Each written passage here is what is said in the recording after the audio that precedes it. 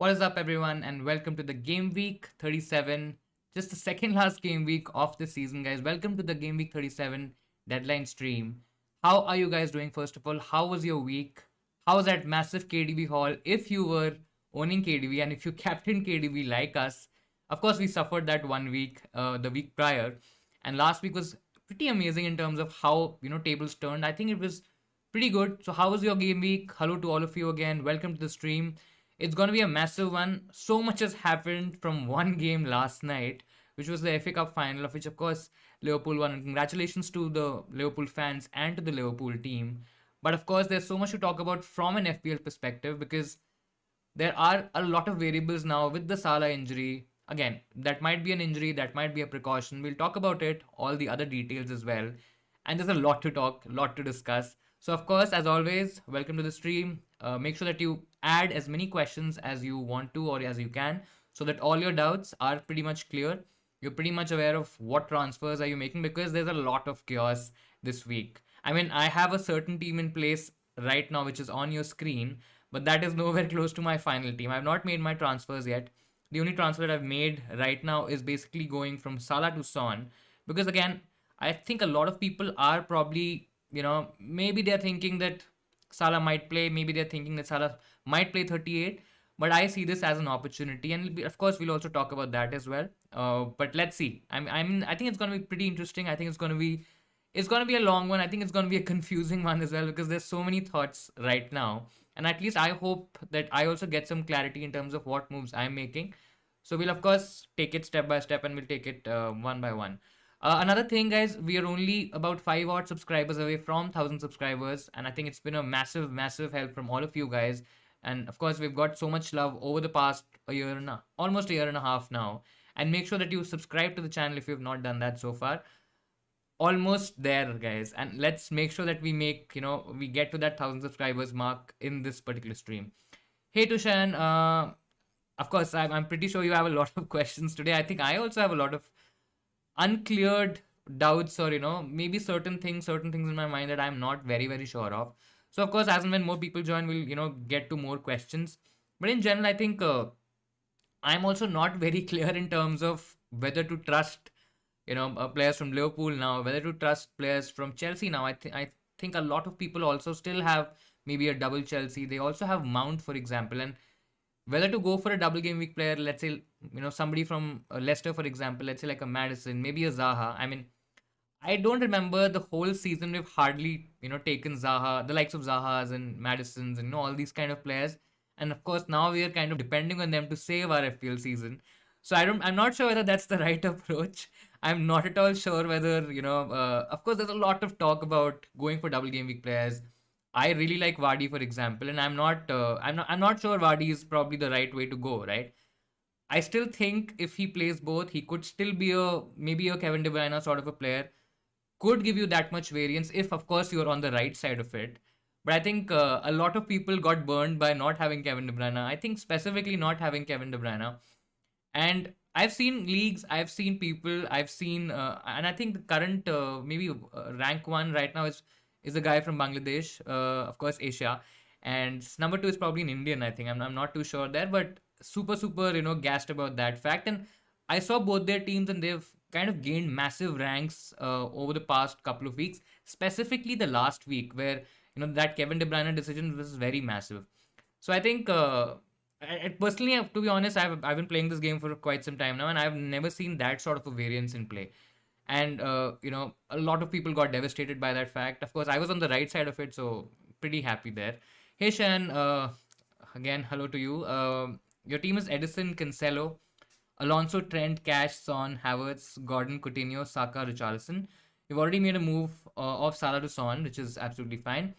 Um, with Havertz injured, should I make a move? I'm kind of coming to your comment a little later.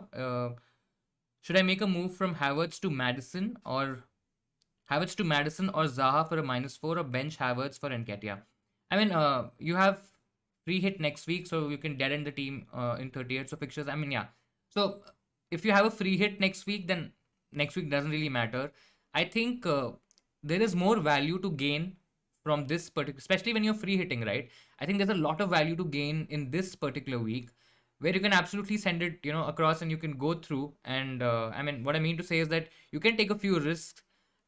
I'm not very, very sure about Arsenal's prospects in this particular week against Newcastle. I think Newcastle is a very good team. I mean, of course, then they're nowhere close to maybe a Chelsea right now, maybe even a maybe a Man City, maybe a Liverpool, for example. Of course, nowhere close. But in general, I think their defense has really improved. I don't think so. Arsenal, are going to find it that easy. They're probably going to find it difficult to break down the Newcastle defense. There are a couple of injuries as well in the Arsenal team. Gabriel also might be a doubt, and I think that kind of a decision, that kind of a player missing from an important game from Arsenal, from an Arsenal perspective, I think that's a huge loss. So I'm not very sure in terms of Nketiah's returns in particularly for this week. I think there's a lot of value to be gained if you go to a Havertz, from a Havertz to a Madison or a Zaha. I think Zaha, I mean, of course, we'll talk about both players. In general, I think Madison's going to be higher, or he'll be more owned in terms of ownership. So if you're playing safe, absolutely go for Madison. But in case if you are taking a hit for it, if you are probably, taking a few chances, I think Zaha is the kind of a player who can do really well this week. And I know that you're free hitting next week, so it doesn't really matter. But in general, I think this week as well, yes, Palace, both the games that Palace has are away fixtures. Palace traditionally, I mean, a lot of it is data, a lot of it is eye test as well. They don't really perform that well. I mean, the results have been still okay, but their numbers aren't that great in terms of the away fixtures for Palace. They're not great travelers in general, right? So that kind of makes it a bit difficult. Having said that, Zaha's numbers are still pretty good, and I think he scored 6 goals in the last 7 away games. So he's got an attacking return in away games. He's also on penalties. There was also an indication from Patrick Vieira that he might be playing as an out of position forward. So I think because of all these reasons, I feel Zaha is a more explosive pick.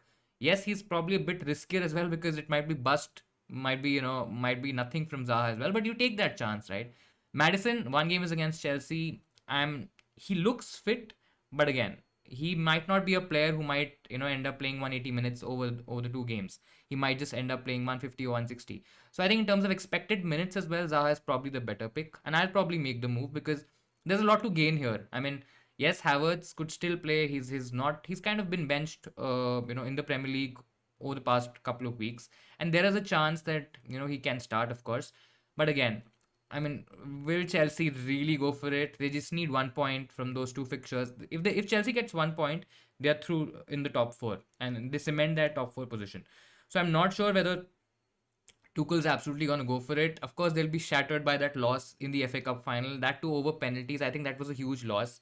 And I was reading a stat yesterday, last night, in fact, that Mount has probably, I think, lost about 6 finals now, straight finals at Wembley. And I mean, that is really shocking, in terms of, you just feel bad for the players, right? And for Mount specifically. So I'm not sure how Chelsea is going to cope up. So I think it's probably better that you go for a Zaha, for example. At least I would definitely go for a Zaha.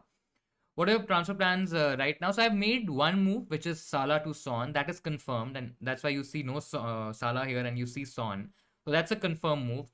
The other 2 moves that I have in mind is basically to take out Saka, who's against Arsenal, who's against Newcastle this week, and I'm taking out Adams, who has hardly done anything for me over the past a lot of weeks. I mean, I don't even remember how many weeks.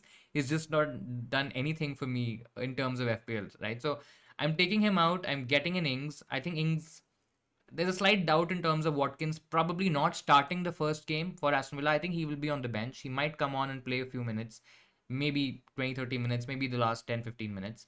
And I think he starts the next one at least. So I think Ings is probably gonna outscore him in terms of minutes. I also feel that there's more points potential for Ings.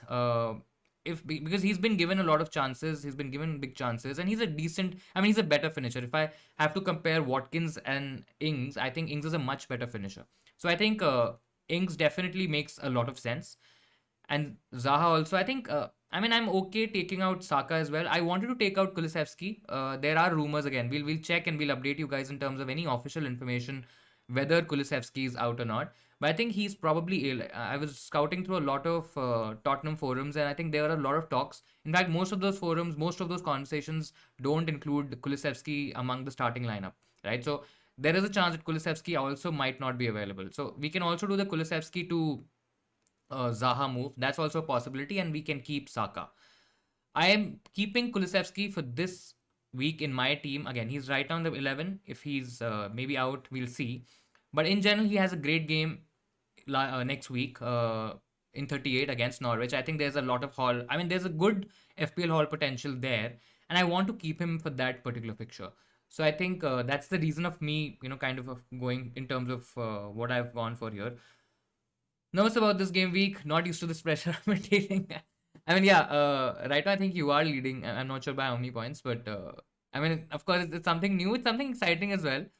Uh, and let's see. Let's hope that maybe you're able to retain that lead and get out on top in terms of the league this year. But we'll see. We'll see. I still feel there are 2 weeks. A lot can happen over the next 2 game weeks. This week and the next one. And yeah, we'll see. Excuse me. We'll take up the next one.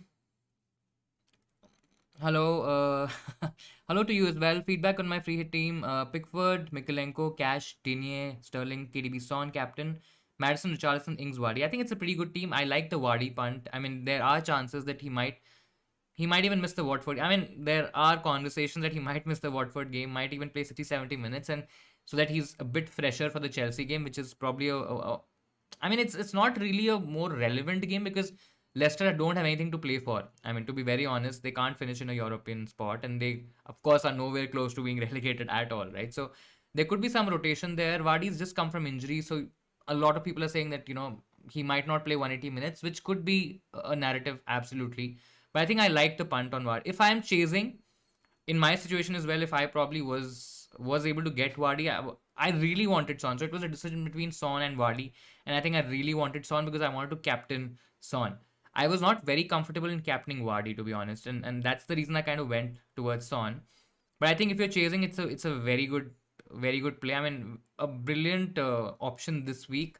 Massive differential. I don't think so. A lot of people can afford Vardy. I think if they would have the money, they probably would, kind of extend it to a Kane and play a little bit safer and kind of chicken out from that move. But I think it's a pretty good team. I mean, Sterling KDB, that's gonna be a differential double up in itself. I don't think so. A lot of people would have Sterling and KDB. That's probably a bit too much money in terms of Man City facing West Ham. Yes, Man City has been really good in terms of how they've been battering teams over the past few weeks. But I generally don't think West Ham are that kind of a team who will probably lose to City by 4 or 5 goals. And there's always a possibility that West Ham can score as well, right? And West Ham would definitely want to end the season on a high. So I think I probably would kind of downgrade Sterling to maybe somebody else. And there are options that you can go for. You can go for a Zaha. You can even go for a Liverpool mid. I know a lot of people aren't really looking towards Liverpool midfielders, but there's absolutely a points avenue there, which I think not a lot of people are considering right now. Of course, because you don't know who's gonna play, right? 120 minutes in the FA Cup. Jota, of course, came on for Salah. Salah is, of course, not in the picture. Jota's played minutes. Diaz has played majority of the game, and Mane, of course, played the entire game. So we don't know which player is going to start, which player is probably going to be on the bench. And I think if I had to bet on somebody, I think Jota is also a really good option. So it's either between Zaha and Jota for me. I probably won't get Sterling. I understand that you're probably going towards a differential, side of things, and this could be really good. But personally, if I was in your place, I'll probably select one of Zaha and Jota, whichever one you feel comfortable with. But I think overall the rest of the team looks pretty neat and pretty good. Also, should I start Edison or Ramsdale as Arsenal have? I mean, I'll start Edison. I think probably there is more chance of of a Man City clean sheet over maybe an Arsenal clean sheet. I'm just not convinced with Arsenal. I mean, their heads are going down. Tottenham are literally breathing down their necks, and I think they're probably going to bottle it up. But if I had to choose one, I'll probably go Edison.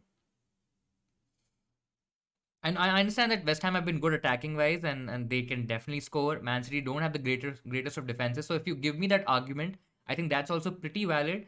But if I had to choose between both the keepers, I know Edison is also kind of a 2 pointer or a 6 pointer sort of a keeper. I don't think so. He gets massive hauls or he makes a lot of saves because Man City don't let the other team keep the ball or take a lot of shots. But I still feel I'll probably go Edison.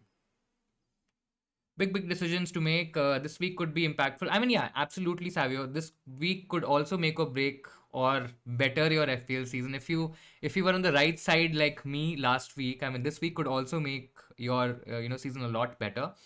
I just feel there might not be that much variance, but again, you never know, right? A Son might go absolutely ballistic. On the other hand, he might just blank, and you might get Ings who scores a couple of goals, maybe gets an assist, couple of bonus points here and there, and that could be a massive swing in itself. So I think because of captaincy being so spread this week, because of so many options and a lot of people going, I think there are about 35% people in the top 10K who are playing their free hit this week. So I think yes, it could still be a huge week in terms of variance, but might not be as big as last week. But again, we don't know what's going to happen. I mean, Vardy could just end up scoring 4 goals, and we are like, oh my god, why the hell did I get Vardy in my team, right? So that could definitely happen. On a -12 this week, KDB, Saka, Havertz, Burnout, Son, Madison, Jota, and Cashin. I mean, really good transfers. Son is, I think, irrespective of whether you're playing safe or you're chasing or you're attacking or you're doing whatever in the game, I think Son is one player that you should definitely have this week. I mean, the potential to go big again, even against a low block Burnley team who might not be a low block Burnley team this week, because Burnley need a win, right? I mean, they cannot afford to get a draw. I mean, they have to win games. I think they will attack a lot more than generally what they do. And I think that's going to probably create a lot of spaces for somebody like a Son to run behind them. And of course, Son is in the Golden Boot race. I mean, if you saw highlights, if you saw the last game, he was devastated by the fact when he came, off the pitch. He was absolutely bonkers. I mean, he was so enraged. I've never seen Son like that. Of course, he wants to play more minutes. He wants to get that Golden Boot. And I think that competition with Salah, that chance of winning it this time, actually winning it this time, that could really spell, huge points for him as well. I mean, right now we know that Kane is on penalties for Tottenham, but that could absolutely change if there's just one goal in it, right? I mean, Son would definitely take a penalty in that case. So I think he's definitely one player that you would want this week. And Madison, Jota, Cash, I mean, these are really good options. I think Cash, in general, again, there's a lot of chatter in terms of whether Digne is going to start both games. Young might just come in. Digne has just come back from injury.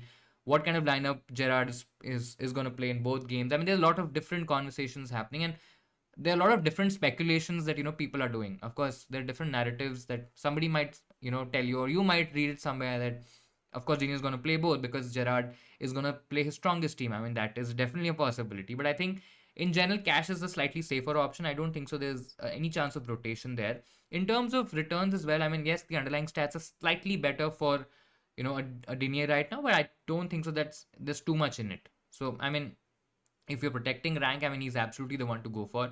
Maybe you take a chance with Digne, etc. But I think, I mean, all really, really good transfers. As a Chelsea fan, it was disappointing to see us lose. And I mean, yeah, but the amount of hate Mount has been, I mean, is just, that's how it is, right? I mean, I'm not sure whether that much scenario or that bad a scenario is there in India. Again, I might be just speaking from my own perspective, and I might be wrong here, but in general, when I've seen people in the UK, in general, what's happened in the Euros, I mean, these players do get a lot of slack on the internet, and I mean, we've of course heard stories about the likes of Harry Maguire getting death threats and all of that stuff. But I just feel, of course, football is probably in UK is like a religion, right? I mean, people are really crazy about football, which is absolutely fine, and but they're still humans at the end of the day. So I mean, it's yeah, it's sad to see that, but I mean, he's been really good for Chelsea. I mean, if the Chelsea fans or if anybody who looks at the bigger picture of what he's done for Chelsea this season, I think he's been really, really good. Yes, it was disappointing, but I think both teams didn't have a great game, to be very honest. And I think going on pens was a fair outcome of whatever was played in 120 minutes. And I think, of course, penalty is a lot of luck, right? So yeah, as a neutral as well, I mean, I would have wanted Chelsea to win, not Liverpool. And as a United fan, probably yes, but yeah. Swapping Salah, Watkins, and Laporte to Son, Wadi Cash, -8, have KDB continue, but no Zaha. I mean, no Zaha or Richarlison is, there would be some risk in terms of, uh, you know, of you losing out points from both. But to be very honest, I mean, yes, there is Hall potential in both these players. But I think if you want to, if you think from it from a logical perspective, I mean, Everton haven't been that sort of a team who scored 3 or 4 goals in a game, or they will, or maybe they even have that potential to score those many goals, right? Yes, you can argue that even if Everton score a couple of goals, Richarlison might be involved in them. He's on pens, so that makes it a bit tricky. Same can be said for Zaha as well. Yes, there's a narrative that Palace has away games and all of that stuff, which I just spoke about, just some time earlier. But yeah, I mean, there would be some risk in terms of you losing out on ranks with no Zaha and Richarlison, because I can be pretty confident with the fact that a lot of people who are going on a free hit would probably have both players. I mean, might not have a Madison, for example, but I think they would generally have a Zaha and a Richarlison. So that could be a bit tricky. But I mean, you know, Salah taking out Salah, pretty much valid. I think it's a sensible move. I think there's an opportunity there. Watkins as well. I don't think so. He's probably going to start the first game, so is technically 1.5 games for Watkins as well. Laporte, I think he trained this week, and I think there's a chance that he starts. But again, West Ham away is probably going to be a tricky fixture. So I mean, all of these are decent moves. Son, Vardy, Cash. Son gives you that protection. Vardy is there for attacking, and I think Cash is also a decent option. I mean, he can get you attacking returns. He can also keep a clean sheet. I mean, generally, Aston Villa haven't been that great defensively, but let's trust them to keep a clean sheet and be strong defensively. Because I think Gerrard would also. I mean, he's still in the mix, right? In terms of what is his strongest lineup, what players can he really trust week in week out. I mean, he's still trying to figure all that system out, and I think he would want to finish the season strong. He would play the strongest team. I mean, he might just give maybe a couple of chances to maybe a few youngsters, someone from the academy, for example. But I think they're really really good moves. Holgate versus Mikalenko versus Dinier versus Cash. Choose one.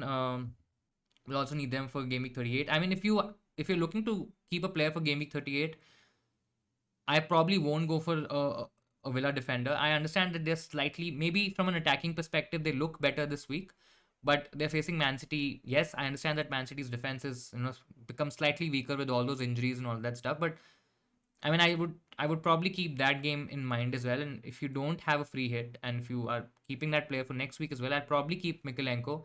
Mikalenko against Arsenal is also not going to be that easy, because Arsenal would still try to, again, unless they're mathematically out of the top four race, they would still kind of fight for it, right? And Mikalenko, generally what I've seen from Mikalenko, and what when I was reading about him, he's since Everton have changed that formation to a back three. I mean, he's been very attacking. He's taking a lot of shots as well. There is a chance that he can get you attacking returns, whether it's an assist, maybe an odd goal as well, and of course that will also help him with bonus points potential. So I think if I want to keep one, I'll probably keep Mikalenko. He has more goal threat as compared to a Holgate. Yes, he's a little bit more expensive. I mean, he's zero point 0.7 or zero point 0.8 more expensive than a Holgate, but I think that value is worth it if you consider this game week and the next game week as well, because I generally trust, or I genuinely trust the Everton defense a little bit more than their attack right now. Again, as I said, I don't see them as a team who score so many goals or who will really batter teams. I think once they score a couple, maybe one goal in a close game, maybe a couple of goals, they will just shut up shop. And I think they are not gonna, kill the games. So that's the reason I probably like Everton defender, especially when you need it for 38 as well. So I think I'll probably go Mikalenko here.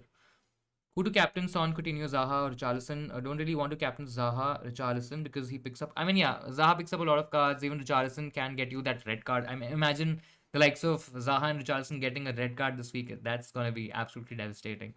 But yeah, I mean that could definitely happen. Son is the safest option to go for.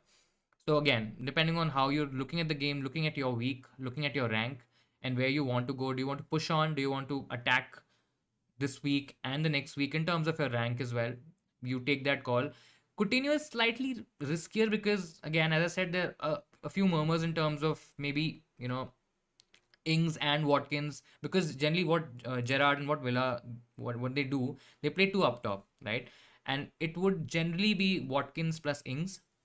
Now, in this case, in the first game, Watkins might not be fit enough to start the game, so you might have Ings plus Coutinho. And in the next game, Coutinho could easily swap out for a Bundia, who also deserves a start, a chance to play in the strongest 11 for Villa, because he's been playing really well since he's come back, in the team. And there could be a chance where Coutinho maybe gets, rested, maybe he gets less minutes. So because of that possibility, yes, he could still go very explosive, and he might just end up playing 90 minutes in both games. But I would still probably go Son. I understand that Son is a single game week player, but again, he's playing against Burnley, who also are fighting for their lives in the Premier League.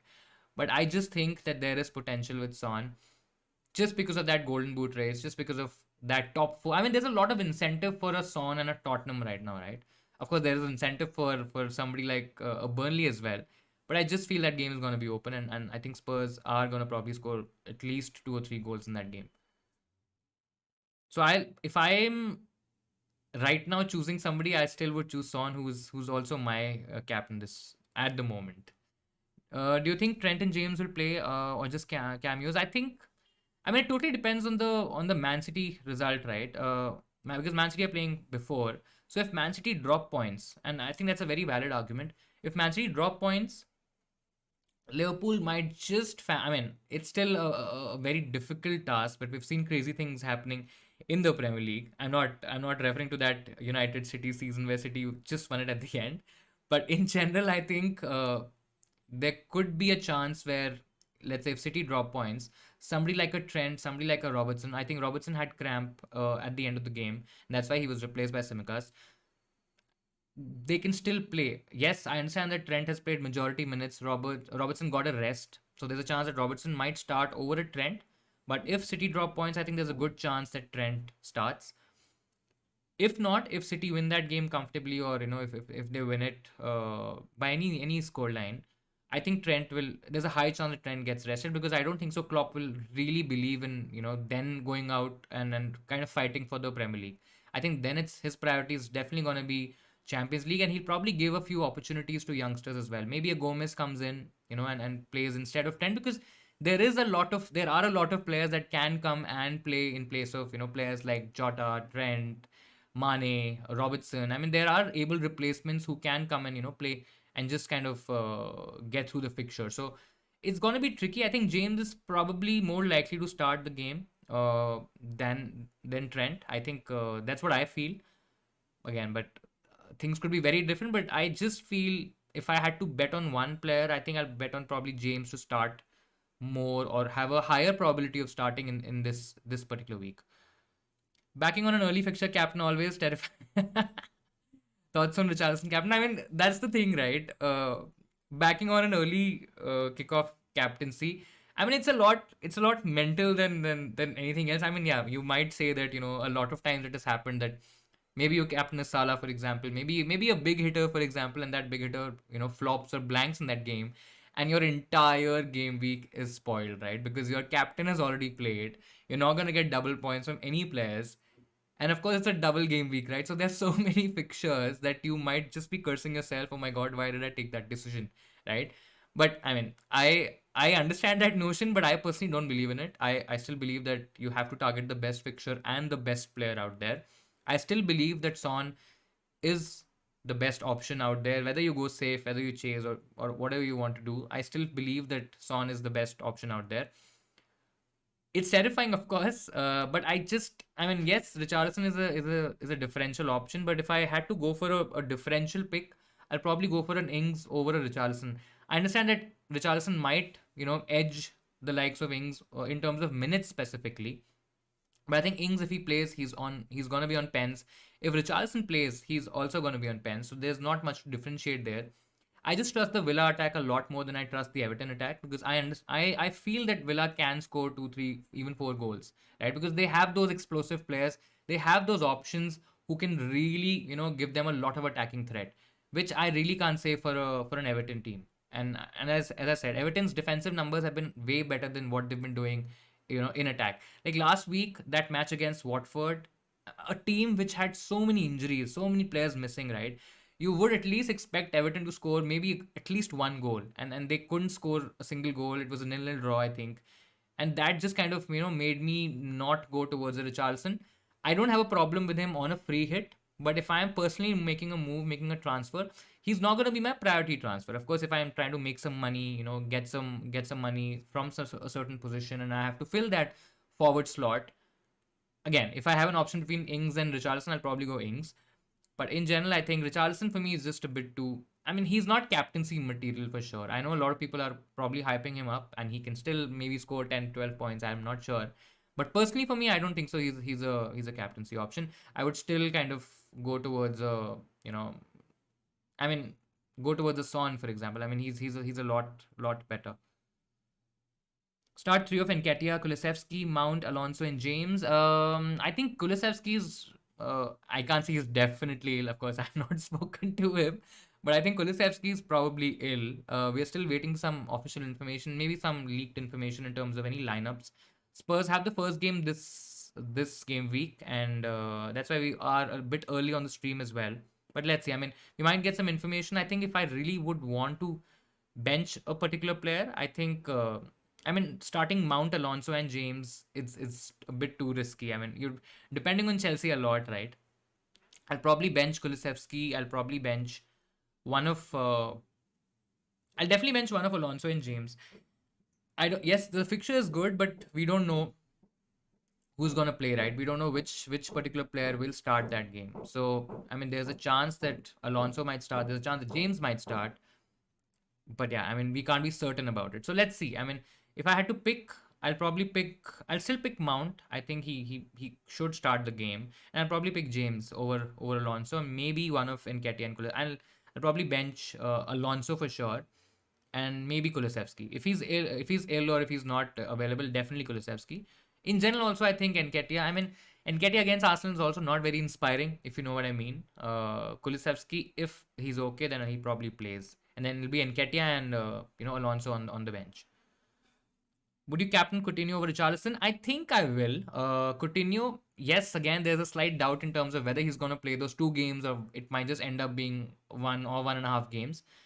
But again, I think there's more FPL points potential. There's more attacking threat with a Coutinho over Richarlison. He's not shown that over the past few weeks. And if you see the numbers also, you might not believe in that argument.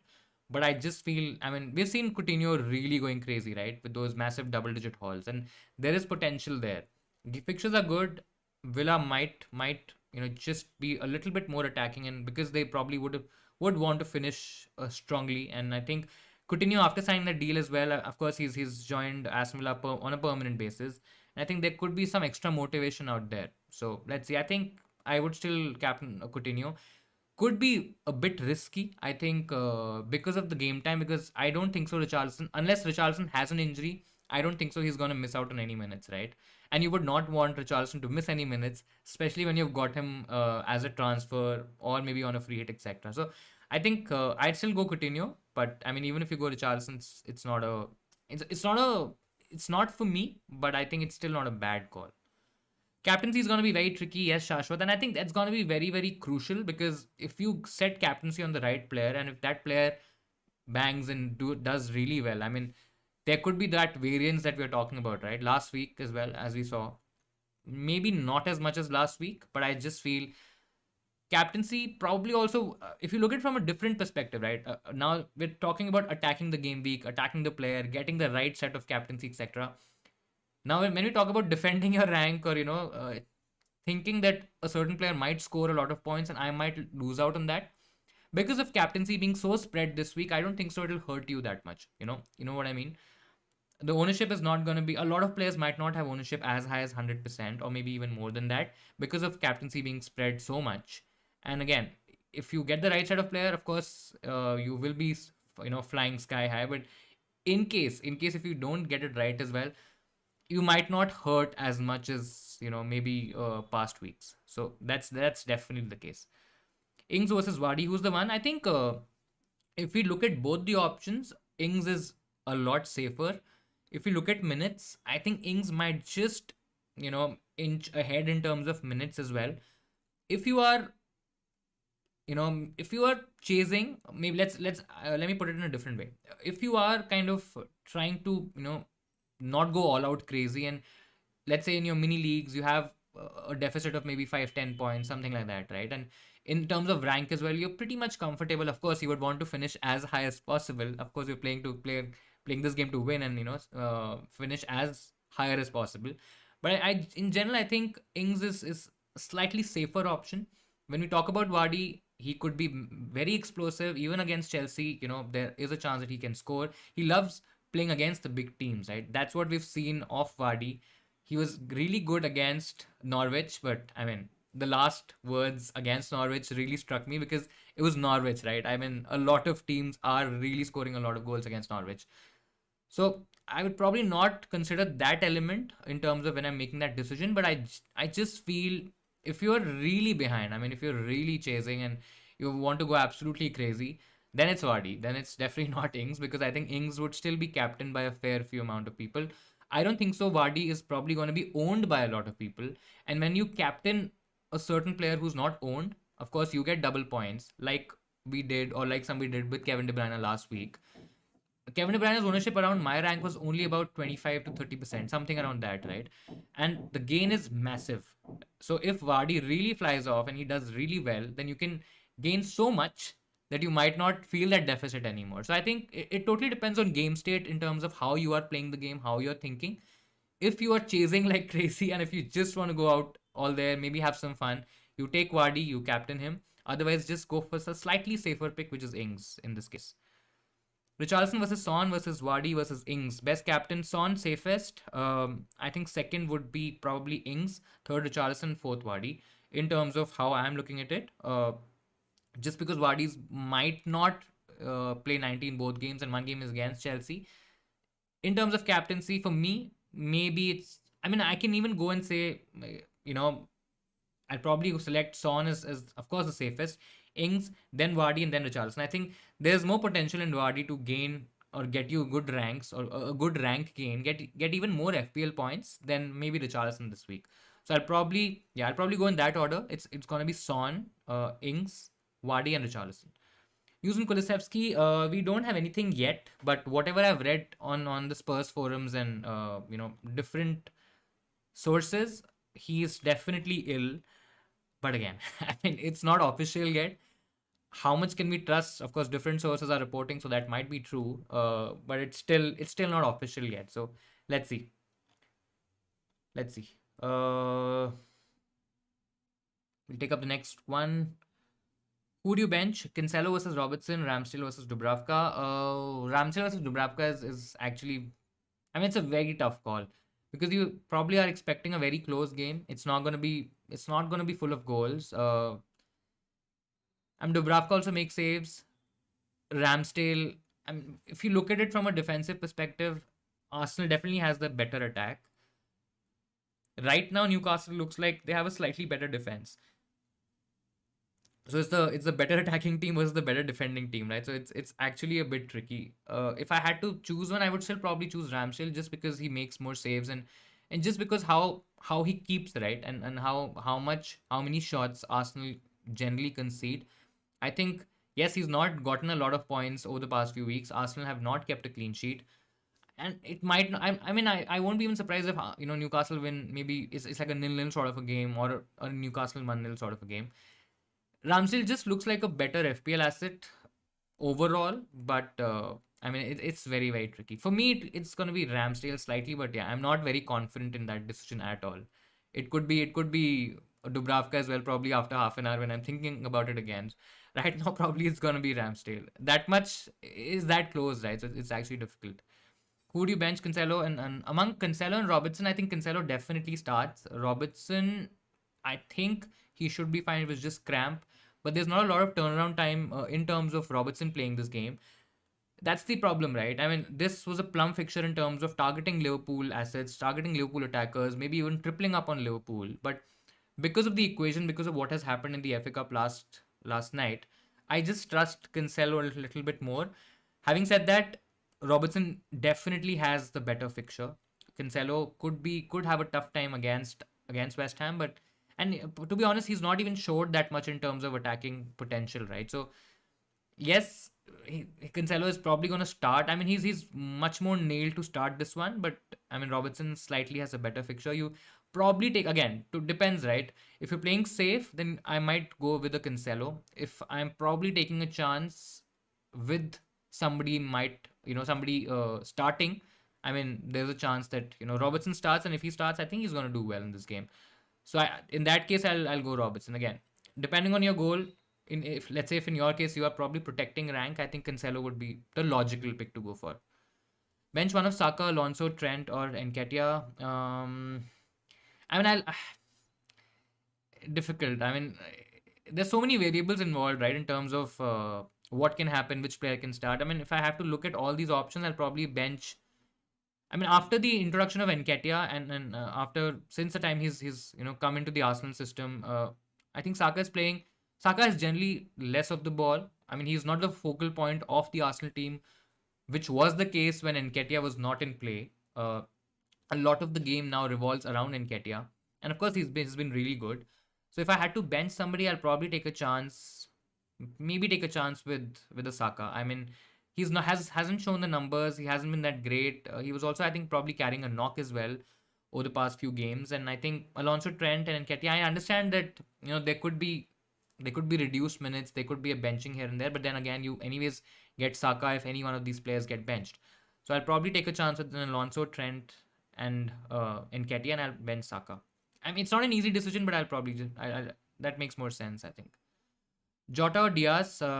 Diaz, which one to go for? I think Diaz looks like that he's more nailed. I think he's probably going to be the number one player, or I mean, I can't say number one player, but probably he's going to be one of the strongest names in that 11 against Real Madrid.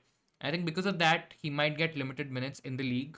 He played more minutes than Jota in the FA Cup final, and it's because of that reason I feel that Jota might get the start, and he might again if Salah is injured, there's a chance that Jota Diaz both start. I mean, I don't think so it's gonna happen, but I think that's also a possibility. Among the two, I'll go Jota. I think he's probably, if you logically think about it, I think he's probably expected to play more minutes this week. So yeah.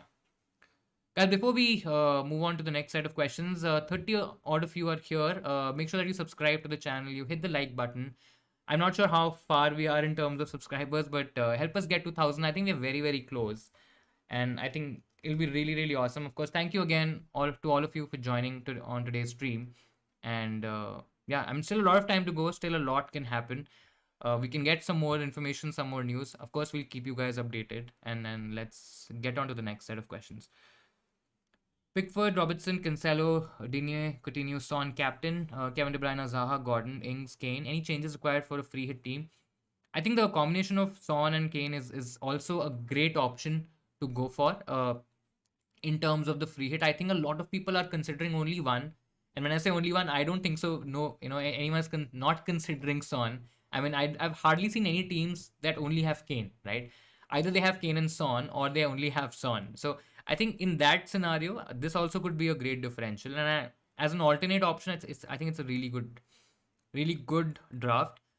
I mean, I'm just not too comfortable with the fact that Robertson and Cancelo both are there. I think yes, there is all potential in both, but I think you might just gain a bit more from somebody like a Mikalenko, maybe a Cash, maybe doubling up on the Villa defense. I understand that a lot of people are doing it, and I understand that you probably want to go a bit differential. But think of it from this perspective that the likes of Robertson and Cancelo are already owned by a lot of players, right? So if you are playing safe, if you want to go a bit safer and you don't want to risk out on, losing on single game week players, then this is absolutely perfect. Then I think you pretty much nailed it. But in general, if you are looking to attack the game week, attack your position a little bit, and you want to chase, you are chasing, in fact, in your leagues or in terms of ranks or whatever, I think in that case, the combination of Robertson Cancelo definitely doesn't work, because there's a lot less to be gained here than maybe from somebody like a Cash or a Mikalenko, maybe even a Klein, for example. I mean, there's a chance that Palace could also keep maybe one single clean sheet. Maybe Klein gets an attack in return. That those are more upside picks than probably a Robertson and a Cancelo right now, at least for this particular week.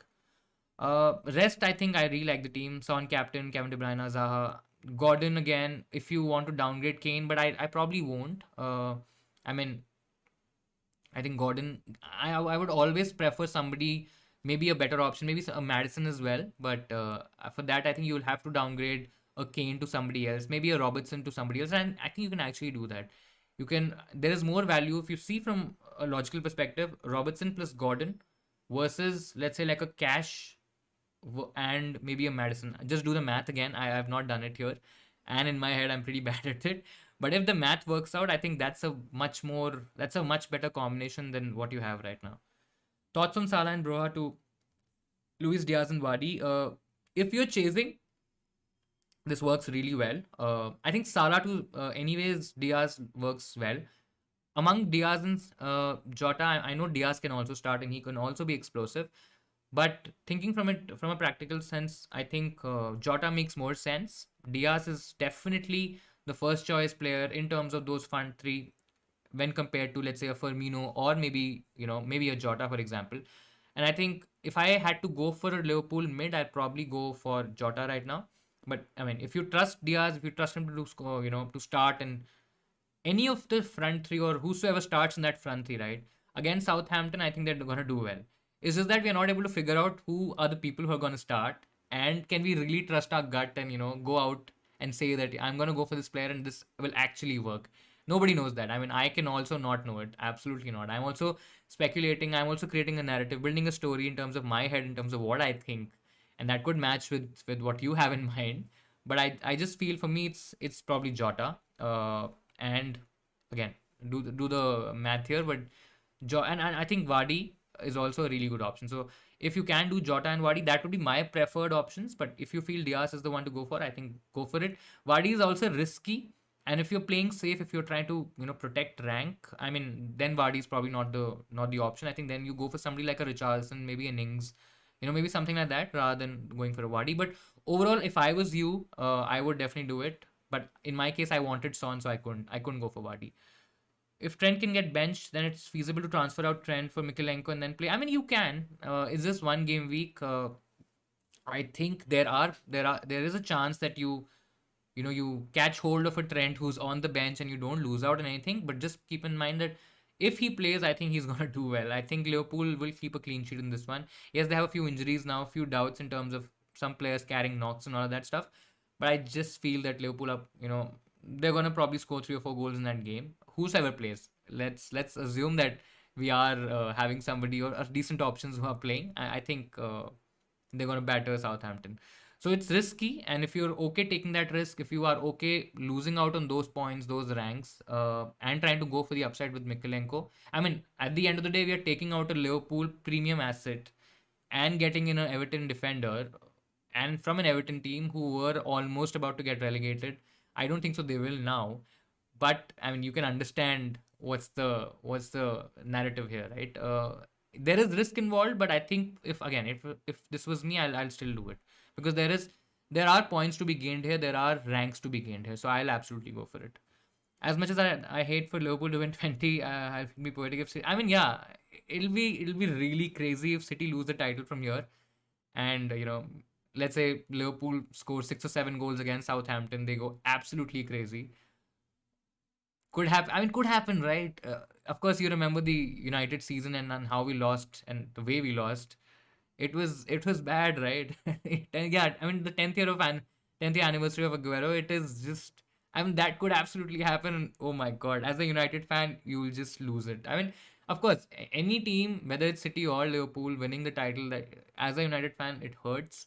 Especially when what we've been going through, the way and I'm so happy in general that we don't have a match this game week, because there will be no frustration. I mean, as a United fan, I'm probably feeling a lot better in general this week as compared to other weeks, because we don't have a game.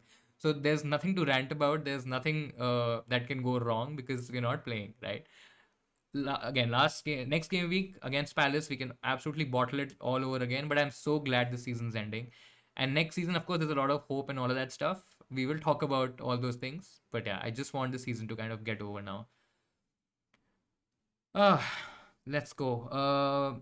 Do you think Pickford, Cash, Digne, Mikalenko is the optimal free hit defense? I still have Trent as well, but might go Madison midfield instead. I mean, yeah, I still feel if you compare a Trent versus a Madison, if Trent is benched, I mean, then absolutely Madison is outscoring Trent. Trent, even in a single game, could still get that 10 to 12 point haul, maybe even slightly more. You don't know. But in general, I think I would still go Madison, because Madison gives you that additional fixture. I understand that it's against Chelsea, but Chelsea aren't really high on confidence at the moment, right? I mean, there could be a chance that Chelsea is not, in the races. They probably don't feel for it, and I mean they're just down and battered, right, by that result, because that FA Cup loss is definitely going to haunt them for some time. So if I am choosing somebody, I'll probably choose Madison. I'll probably won't go for a Trent. And I think the double up on Aston Villa is really good when you talk about the free hit defense. I think there's a lot of upside there. You're getting both Cash and Digne, who are both very attacking. Of course, you are going to get clean sheet points from both as well. Mikalenko as well. I think if you are selecting one option from the Everton defense, he's the most attacking. I'm not sure whether he's the cheap. He's definitely not the cheapest. Maybe he's the most expensive. I'm not sure there. But I think in general, if you're targeting an Everton defender, you have to go for Mikalenko. I think like a Cash, like a Digne, I think you can gain a lot of points from a Mikalenko. Was about to use my free hit in gaming 38 with Salah out. Might need to play it in gaming 37 or take a -8 in 37. Play again. Totally depends on your team, Nigel. I mean, let's quickly see your team. You mentioned it here. Sa, Trent, Holgate, Cancelo, James, Salah captain, Gordon, Saka, Dewsbury Hall, Kane, Weghorst. I mean, of course, a Son is missing, but you can do Salah to Son, so that takes care of that. In terms of double game week players, you have Holgate, you have Gordon, you have Dewsbury Hall. Among your subs, you have Ramsdale, Kulusevski, Matip, Bro. I mean, there is potential to on a free hit. What will you gain? Right, you will probably gain a Wadi, maybe an Ings. Uh, you might also gain maybe a Zaha, for example. So there are players that you can absolutely gain from. Uh, I would still probably take a chance and play the free hit. I think there is potential there. 38 is still a bit of an unknown because we don't know what kind of players are going to play. You might pick certain picks, you might go for certain players, they might get rested. There might be a lot of young players who get an opportunity in the final games. And if we are banking on, these heavy hitters who will be trying to give us FPL points, it might not happen, right? This is more of a game week where you can still predict and be certain about certain picks. Of course, there's a lot of chaos and a lot of confusion in terms of which players to go for still because of that. I mean, of the game of the FA Cup final game. But I mean, in general, I would still take a chance and take the free hit. On a free hit, yeah, I mean, it just makes more sense. I probably won't take a -8. I'll just play the free hit this week and then I'll try to, do some surgery for my team. Because if you are playing the free hit this week, of course, this week you're absolutely fine. But what are you going to do in 38 as well, right? If if you plan to, keep players, uh, because right now you don't have any Villa players, right? So that really helps. I think you don't have any Villa players. I don't see any. So that really helps because they are facing Man City. So that's a really good. I mean, it's a good sign, and I think it's probably better that you use a free hit this week. On a free hit, Vardy, Ings, Richarlison, or Kane, Ings. I think I'll go Kane, Ings, and Richarlison. I think. I mean, again, depends, right? So if it's playing a bit safer, it's definitely Kane, Ings, Richarlison. If you are trying to chase and trying to attack the upside, go for maybe trying to get to a higher rank, but you might end up losing rank because of Vardy maybe not starting one game.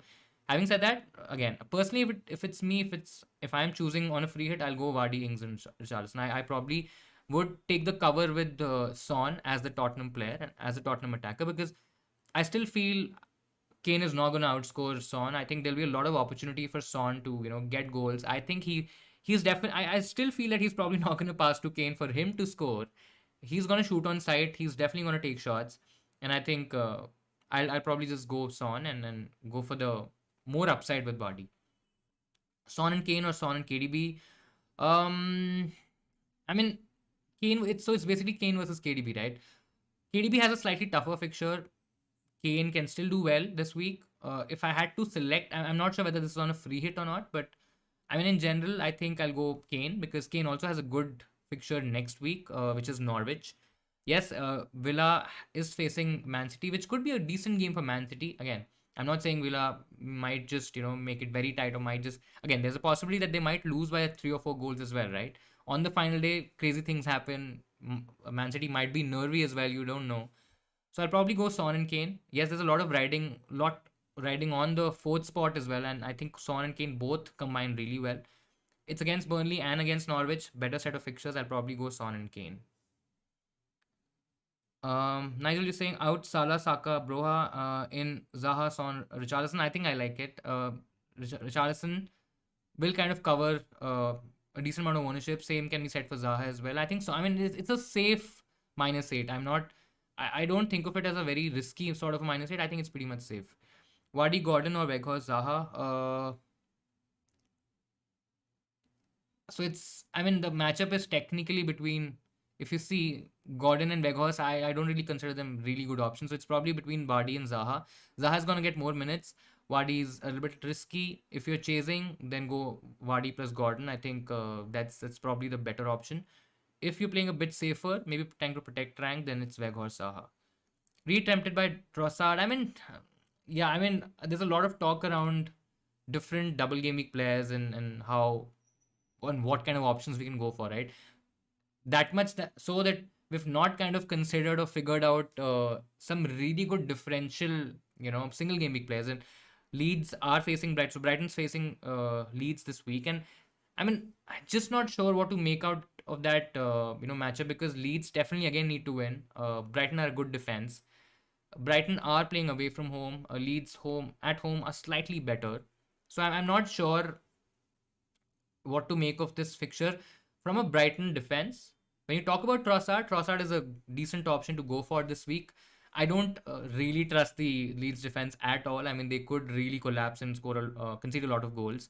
So Trossard is a good differential. I don't think so. A lot of players, a lot of people are going to go for it. If you feel that, I'm not sure whether this is on a free hit or maybe it's a regular transfer.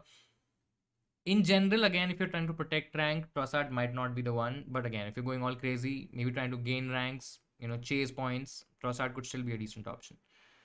Free hit team, it's Pickford, Cash, Tinier, Roberts, one of Robertson or Trent, Zaha, KDB, Son, Madison, Kane, Ings, Richarlison. Should I do Madison plus Kane to Jota plus Vardy, or keep Madison and just bring in Vardy for Kane? I wanted the pool attacker. I mean, if you want the Liverpool attacker, you can definitely have Jota, and then you can get in Vardy. Vardy is slightly risky because we know Kane's gonna play, definitely gonna play. But yeah, I mean, depends. Captain's probably Ings, which is okay. I would still go Vardy. I mean, yes, there is a chance that there is a risk involved, but I mean, it's just game weeks left, right? I mean, what are we really saving our strategy for? Or, of course, if you are in the top 1K, if you are very, very close in terms of your mini leagues, it's just leading by a couple of points, maybe few points, you think that you don't have a free hit, your rival has a free hit, then the conversation changes a bit. Then I'd probably say you go for Kane, and you don't get Vardy. But in case if you're chasing, if you're just having fun, I mean, go for Vardy, man. You can go for him. He can give you points. I don't believe that it's he's probably going to be like KDB last week. He could be, or he may not be. I'm not sure there, but I mean, I would still go Vardy. Risky, but I mean, what's the point of playing safe right now, right? Unless, as I said, unless you have certain goals and you want to protect rank. We'll go for the next one. Any update on Watkins? Watkins, Gerard said that he is a chance that he, of course, makes the squad. He can even feature in the game, but I mean, I personally don't think he's going to start the game. There's a high chance that he doesn't start the first game, comes from the bench, and then starts the second game. So that's why he's not as appealing as Ings, because the number of minutes that both players are playing are going to be a bit different, and I think Ings will definitely outscore uh, you know a Watkins in this case when we talk about minutes. So I think that's the update. I think Watkins is probably going to play a game and a half. It's not going to be two entire games. Is a minus 20 to bring in Vardy, Richarlison, Ings, Zaha, Gordon, Holgate worth it? I'm chasing a 20-point difference in a mini league. I mean, if you're chasing a 20-point difference in a mini league, if you take a minus 20, you already go to minus 40, right? And just think about it, whether these players can make up that difference, right? A Vardy, a Richarlison, an Ings, a Zaha, a Gordon, a Holgate. I mean, it looks a bit too much. It doesn't look like you probably would be able to gain those many points. So yeah, I mean, personally, I'm not a huge fan. Even if I'm chasing, or if I'm trying to gain ranks, I would probably go to a -4, go to probably a -8, -12 in extreme cases. Which in case if I'm getting a player who I'm captaining, who's a big hitter, these players, yes, we are all going absolutely gaga over these players, but I mean, just let's face it, the likes of Vardy, Richarlison, Ings, Zaha, Gordon, Holgate. I mean, when have you really gone for these players over the entire season, right?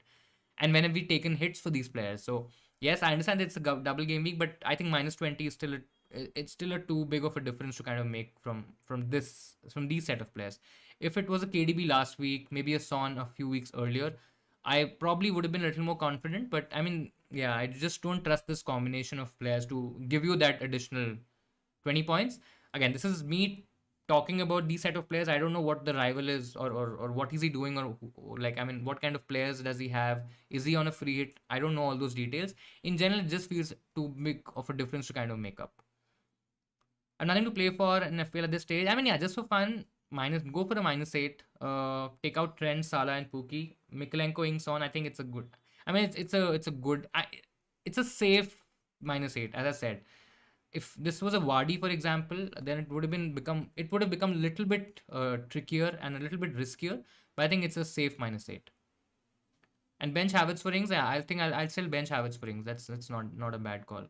Team would be Edison, Cancelo, Mikolenko, Alonso, Cash, Coutinho. So you're playing a back four. Yeah, Cancelo, Mikolenko, Alonso, Cash, Coutinho, Son, Saka, Gordon, Ings, Richarlison. I mean, it's a decent squad. I mean, I like it. It's not very different from what's the template going to be in terms of an FPL player playing a free hit. I think a lot of these picks will anyways be on a free hit, so you're probably not going to gain as much, and that's why I said it's a much safer sort of a -8. Kulu's out due to illness. I've read that as well. I'm not still sure whether it's come from an official source, but yeah, whatever I've read, Kulusevski is also out. If he's out, and if of course closer to the deadline, I'm probably going to make a few changes to my team. Right now, I have Kulusevski who's playing. Before the deadline ends, I think we can probably get Kulusevski on the bench, take him on the bench, and then probably go for White. Or, I mean, it's gonna take maybe another hit, right? I can take one more hit, go to a -12, and then take out White and get in Mikolenko. So I'm not sure whether to do that or not, to be very honest, because next week it's basically Mikolenko facing White, right? So I'm not sure there, not sure. But yeah, I mean, one change that would be very easy is to basically take out Kulusevski and then get in White. Jota on a free hit, thoughts? I like him. I like him as a pick on a free hit. I think it's pretty good. I think a lot of players are focusing on the likes of Madison, Zaha, Coutinho. I think Jota might be overlooked a little bit, and I think that could give you a huge advantage. If you are on a free hit, I would I would try to get in Jota in my team. I'm not too keen on Diaz. Yes, he could still play. He could still eat my words and probably do really well this week as well. But I just feel in terms of expected minutes, in terms of if I had to bet my money on somebody starting this week from the Liverpool team, I'll probably bet it on a Jota. I just feel Diaz is much more important to that Liverpool front three right now, and I think Jota's probably gonna make up those games and get through those fixtures for Liverpool. Son and Kane or Son and De Bruyne. I've answered this, but again, it depends on game state. If you are chasing, then it's probably Son and Kane. If you are, because I don't think so. A lot of people are gonna go Son and Kane even on a free hit. I think a lot of people are targeting the likes of a Madison, Zaha, all these players who will end up giving 20, 30 points. I'm not sure. I'm not jinxing it at all. But if you're going differential, you go Son and I can't say differential, but if you're chasing, you basically go Son and Kane. Son and De Bruyne, I think it's going to be a much safer sort of an option. So if you're protecting rank, I think Son and De Bruyne is the pick. I just feel both Tottenham players have a better, Tottenham have a better fixture than Man City. Man City might be a bit nervy because they know that a win would seal it. And if they lose, there might be some pressure if all of a sudden, Liverpool bangs 5-6 goals or something like that, right? Like they win by a huge score line. So I'll probably go Son and Kane. Especially if it's a free hit, I'll go Son and Kane. What about Liverpool attack? Mane Diaz. I'm not too sure about Mane if he's going to play this week. I don't think so. There's a lot to play for Liverpool. Yes, if Man City lose, there's a chance that Mane comes in and Mane plays the game. But I think I can't trust Mane, to be very honest. I mean, he's played 120 minutes. He's played a lot of minutes over the past few weeks. He's generally not getting rested. Diaz as well. I mean, if you look, Mane, Diaz, both the players, right? Both of them will start the Champions League final, right? Would Klopp really want to risk both these players in the Premier League where they could win by some miracle? It has to be a miracle. It has to be a miracle. Can still happen, but would he risk that, or would he probably focus a little bit more on the Champions League final where they can actually win one more trophy and do the treble? I just feel it's probably going to be the latter thing, and Mane and Diaz. There could be some rotation here. We don't know if it's tricky to guess, to be very honest. It's tricky to predict as well, right? I'm not very confident. I'll probably still go Jota, and of course Salah is definitely out in the first game, so that settles the Salah question. Liverpool front three and Cap Ings. I mean, eh, I still feel one of Mane and Diaz starts the Southampton game. Which one, I'm not too sure. That's why I'm a, I'm a little bit more comfortable with the fact that Jota might start, and I think I can be a little bit more confident thinking about that fact than getting Jota in. Ings or Zaha as captain. I think it'll be Ings. I'm not too sure, but I think let's just quickly check. I think Villa both the Villa games are home games, if I'm not wrong. Yeah, both games at home. There's a high chance that they do well. Zaha playing away, yes, he's on pens. He can still score goals away from home as he's done so far in the past as well. But I just feel, I mean, Ings, yeah, I mean, it's risky, right? A slightly safer pick here. I keep saying that the safer pick, there's no safe pick when we talk about it, Ings being a captain or a Zaha being a captain. I mean, absolutely not. If I was to talk about Son, for example, he was a safer pick. But among these two, I think slightly safer would still be Ings, and the more flair pick, the more out there sort of a pick will be Zaha. And I think depending on again the game state in terms of what are you doing, are you protecting rank, are you chasing, or what are your thoughts about both these players? If I was in your situation, in your position, I'll probably captain Ings, slightly safer, and I'll have Zaha in my team as a differential. I think that really covers it well.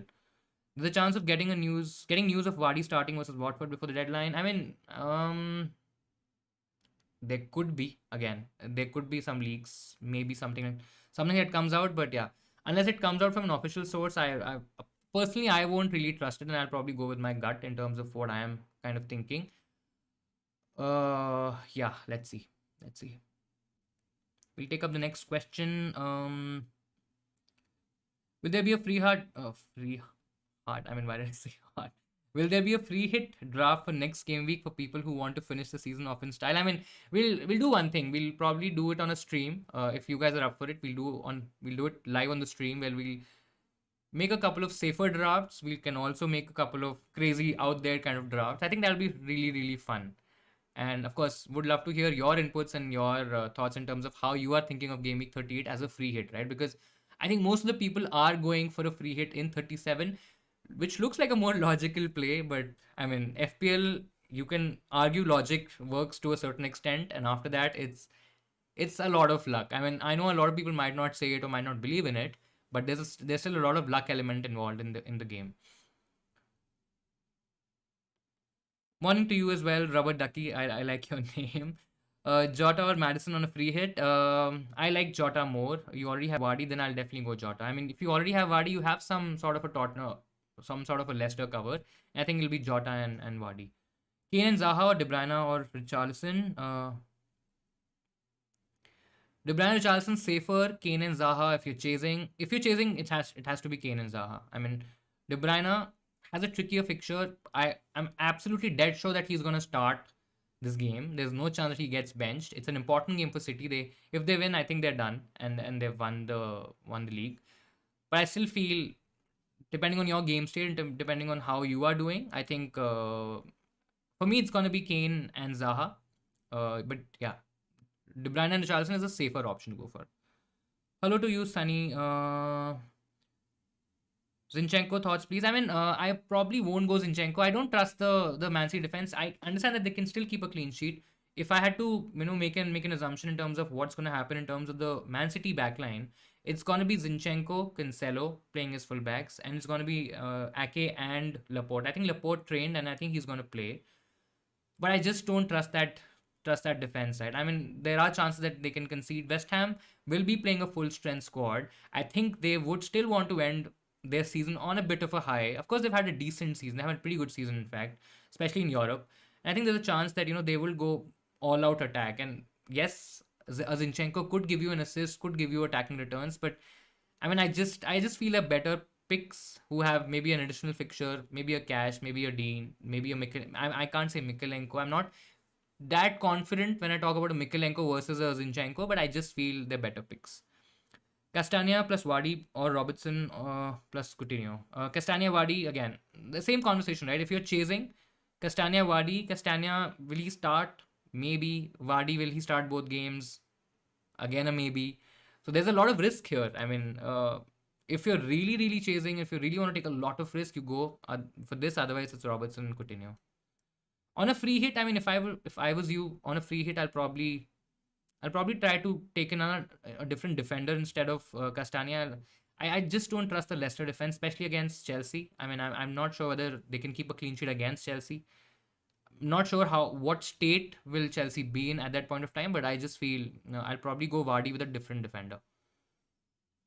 Why is no one talking about Sterling? Nobody's talking about Sterling because he doesn't have a double game week. That is number one. Sterling is a kind of a player like a Suchek, for example. Of course, not comparing the price range, price points, and how and what they were doing, but he's that kind of a troll player that when you get him in your team, he absolutely does nothing. He is absolute crap. He's shit. He cannot give you FPL points. You get frustrated, you take him out. The same week he's gonna get a 20-point haul, and you'll just scratch your head and you'll just curse yourself that why did you do that? Why did you get Sterling in the first place? And then why did you remove Sterling from your team, right? It's because of that. I think there's a lot of sentiment involved when you talk about a Sterling. I don't think so. A lot of people look at Sterling from a very serious perspective because he's been that kind of a player, right? He has not been a regular starter in the City team. So a lot of FPL managers didn't get that confidence that, yeah, I can get Sterling in my team and he's probably going to give me regular minutes, going to give me regular FPL points. That didn't happen at all, right? That's the first, another reason, in fact, of why nobody's talking about Sterling.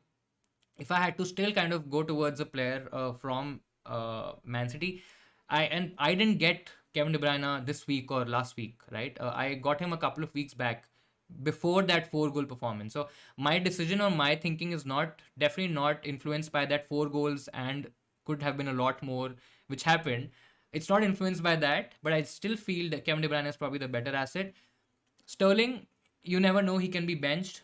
Kevin De Bruyne is definitely more important to that Man City lineup. Man City don't have anything else to play for, right? Sterling can get replaced. There are options waiting on the bench. There could be somebody maybe from from the academy who starts. We never know what Pep does, and that's why I personally can't trust Sterling. I have not got him at all this season. My only focus was to kind of maybe work towards a Foden initially, and then when KDB started doing really well, when I started chasing ranks, then it had to be KDB. But I mean, Sterling is too risky, too unpredictable. Not sure I'll go there, and that's the reason I think not a lot of FPL players go there. Double game week players loaded team with Vardy, Richarlison, Son and Kane, or try to bring in KDB. I mean, I wouldn't try to bring in KDB on a free hit. I mean, it's absolutely fine going for Vardy, Richarlison, Son and Kane. But again, it depends on your game state, right? If you're chasing, you'd go for picks like a Vardy, a double up on Tottenham. I doubt a lot. I doubt majority of the players would be going Son and Kane on a free hit, right? I could be wrong when the official stats come out and both players have a really high ownership. But I mean, if you're chasing, Vardy has to be in. If you're protecting your rank, in that scenario, KDB makes more sense. I mean, if you know what I mean, there'll be a lot of people who would have gotten KDB last week. There'll be a lot of people who will get KDB this week because he scored 4 goals last week. I mean, a lot of people play FPL like that way, which is absolutely fine. There's nothing wrong with it. But I won't do it. I would want to target and then chase the upside with players like Vardy, Richarlison, maybe not. But Son and Kane is a good combination against a Burnley team. Even if it's a low block defensive Burnley team, I still feel that they're going to go for it. And that will give more opportunities to Tottenham. So I personally won't go for KDB.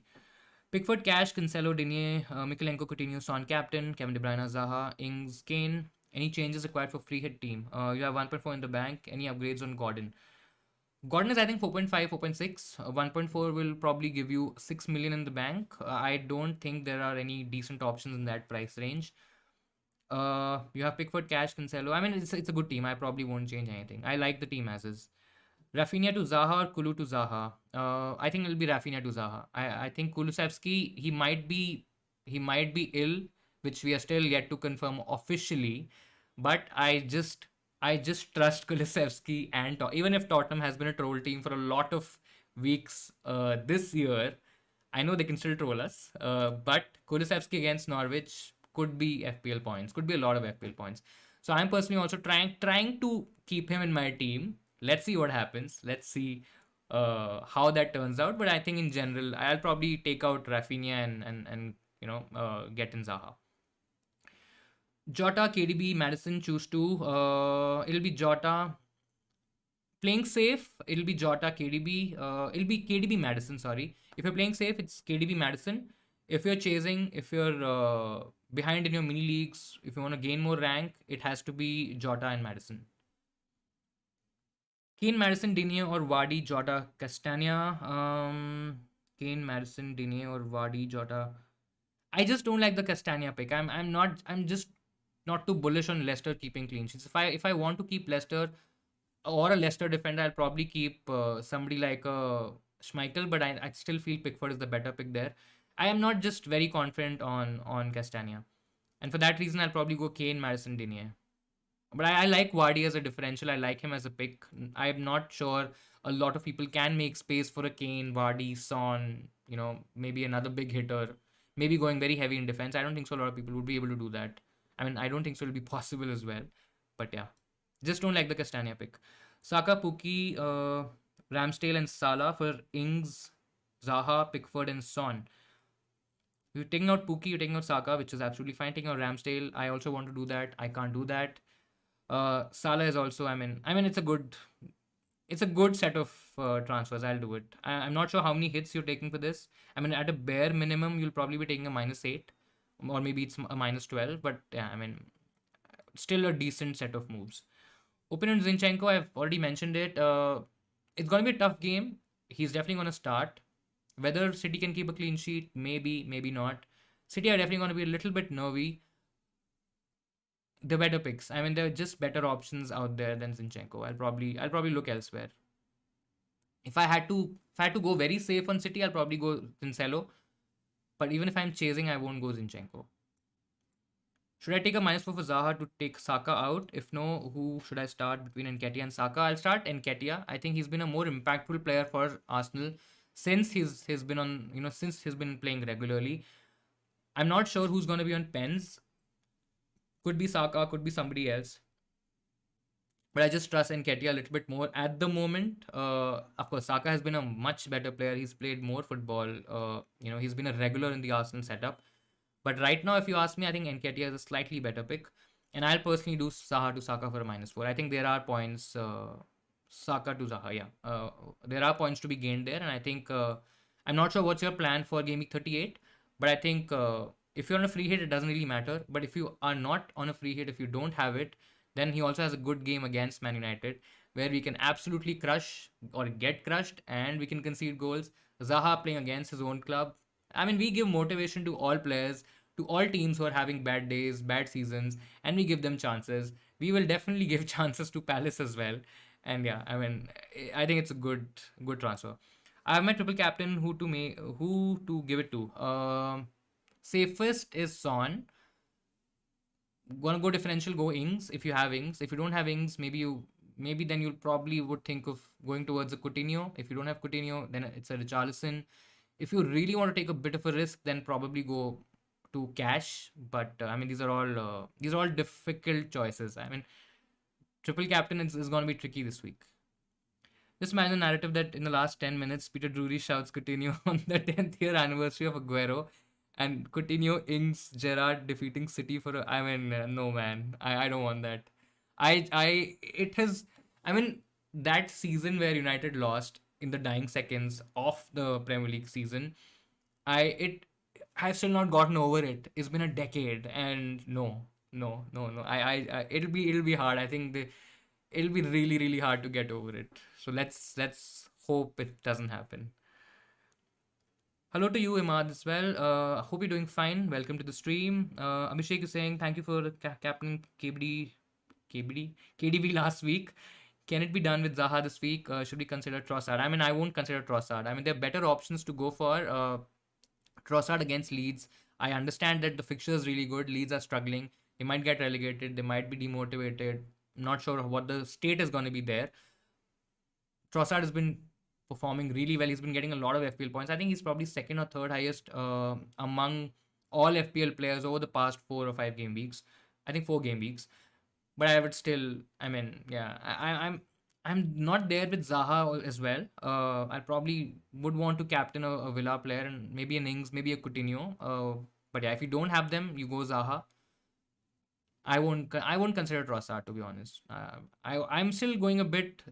I mean, you can say that I'm going a bit safer, that I'm going with Son, but I just feel it's not that it's very safe. I just feel Son is a really good option this week, considering what's happening and considering that he's chasing the Golden Boot. I still have a lot of confidence in Son.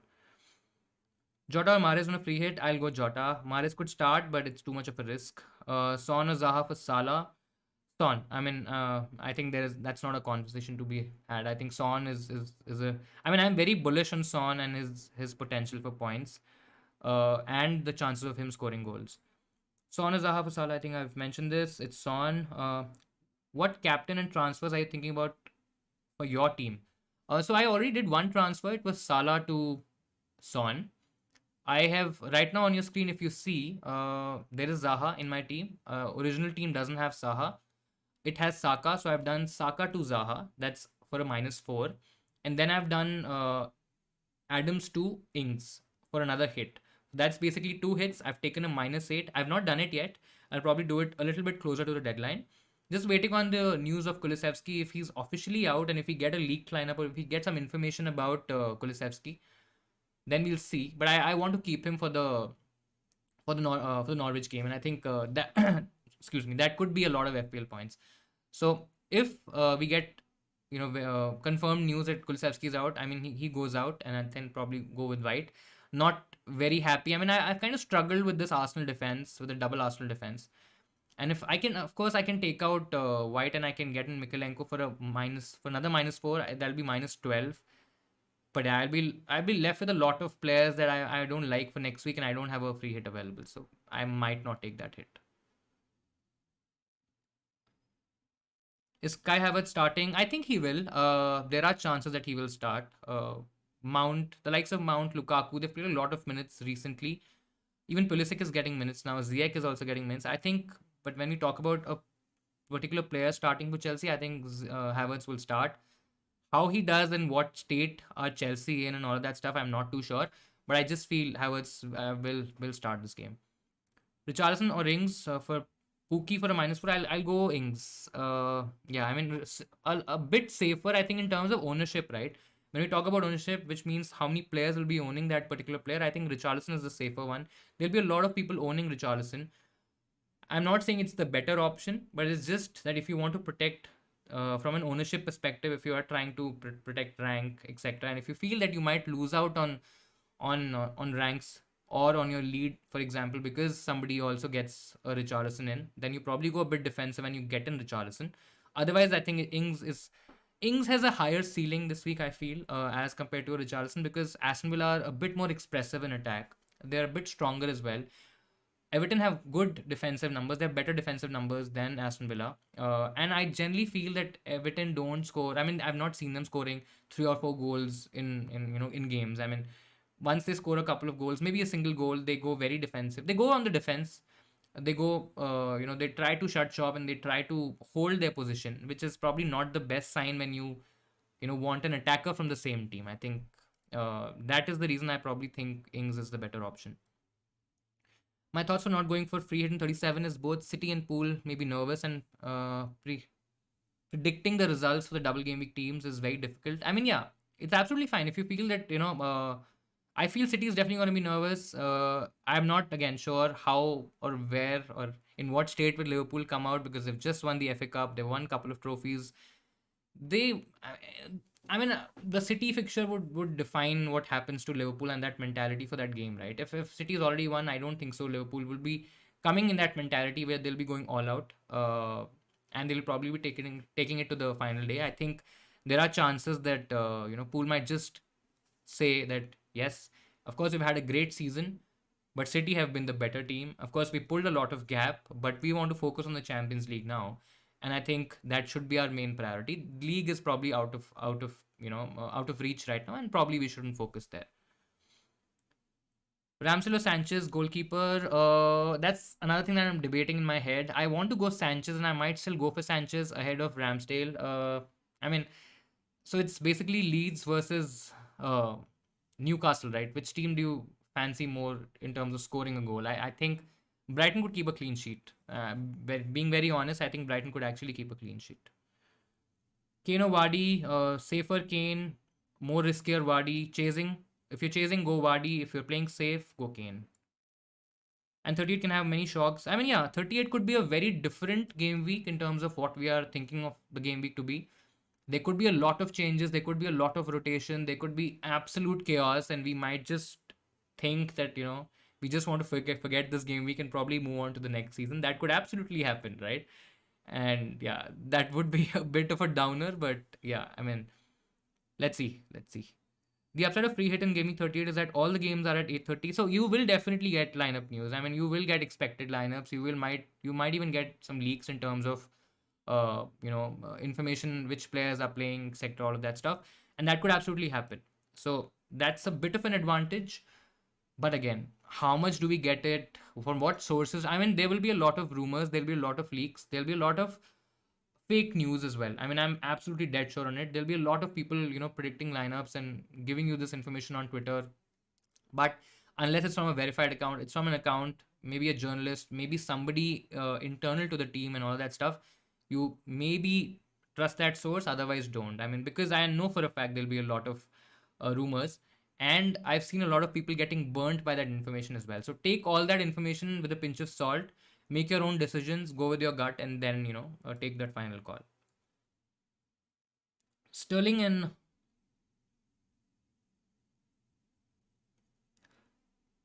Pookie to De Bruyne and Richarlison, or Zaha and Kane or Vardy.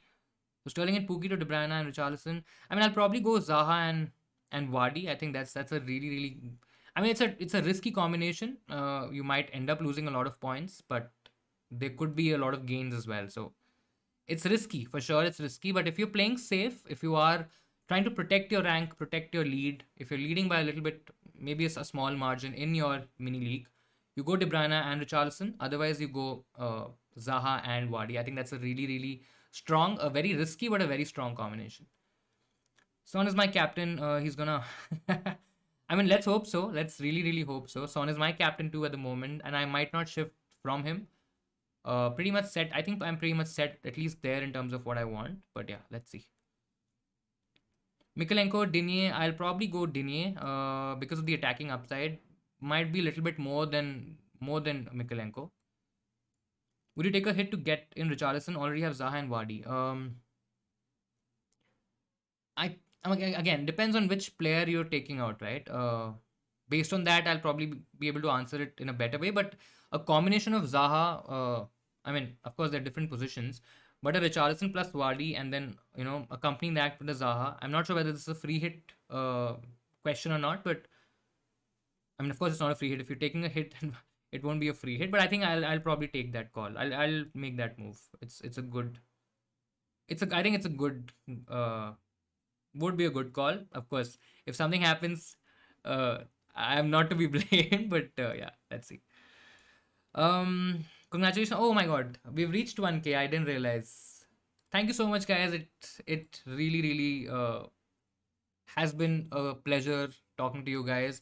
Of course, we've done this for a long, long time now, and thank you so much for the support. Thank you so much again for being with us. Of course, if you're new around here and if you've not subscribed so far, make sure that you do that as well. We do this over the season. We've done this for almost 2 seasons now, and there's a lot of new stuff coming up next season. So, of course, get excited for that. But thank you again. Thank you so much for the love and support that you guys have been showing. And it really means a lot. I mean, I remember the first day I started the channel and started the Insanely Football Instagram handle.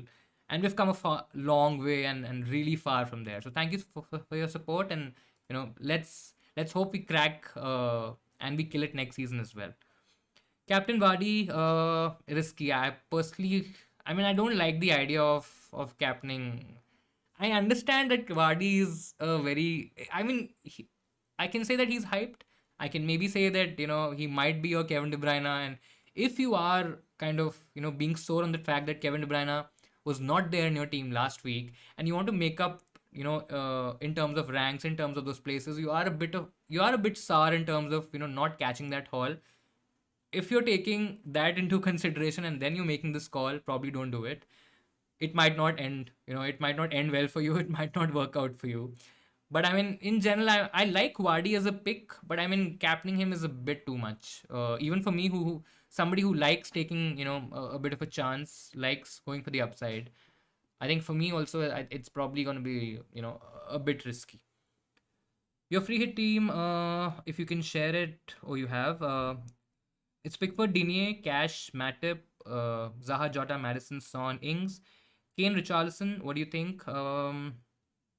I like Digne and Cash.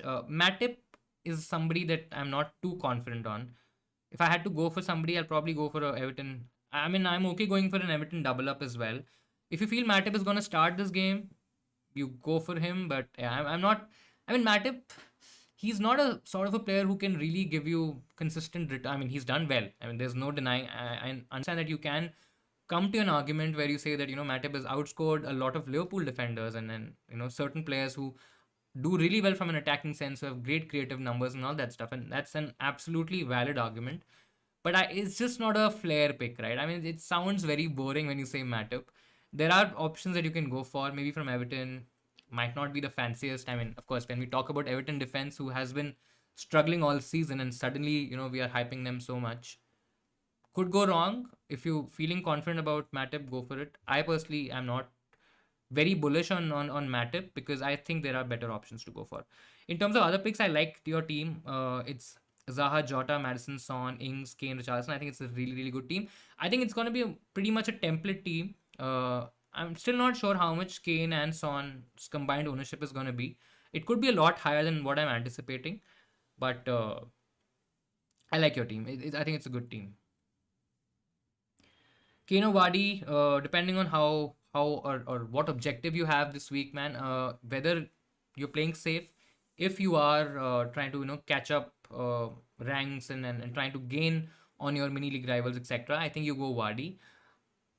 But that's absolutely risky, right? If you're a long way off from what you intend to be, or what your aim is, then you go Wadi. Otherwise, you go Kane. I think Kane is definitely the more safer option. A fair few, as as in when I'm seeing more teams now, I see a lot of Kane and Son being involved there. I think it's also because of the Salah injury. I think that has also opened doors for people to go for somebody like a Kane. And yeah, I mean, Wadi is riskier, but 2 weeks, right? I mean, why not take a chance? Go for it. Again, I don't know what your rank is, and what your aim is, but if you are falling behind, if you are a little bit behind, take a chance. Take that leap of faith. Even if it doesn't work out, you won't curse yourself that you didn't take a chance, right? So, I mean, not a lot to lose unless you are in a really good position, or you're very, very close in terms of your mini leagues. Is it worth playing a free hit this week when I can get 7? I mean, no, absolutely not. Again, I'm coming back to the same point, and I sound like a broken record, but if you don't have anything to play for, maybe go for a free hit, try to get some picks or certain players which other people might not get in. But if you can get 7 double game weekers and with a -8, I think it's pretty much decent.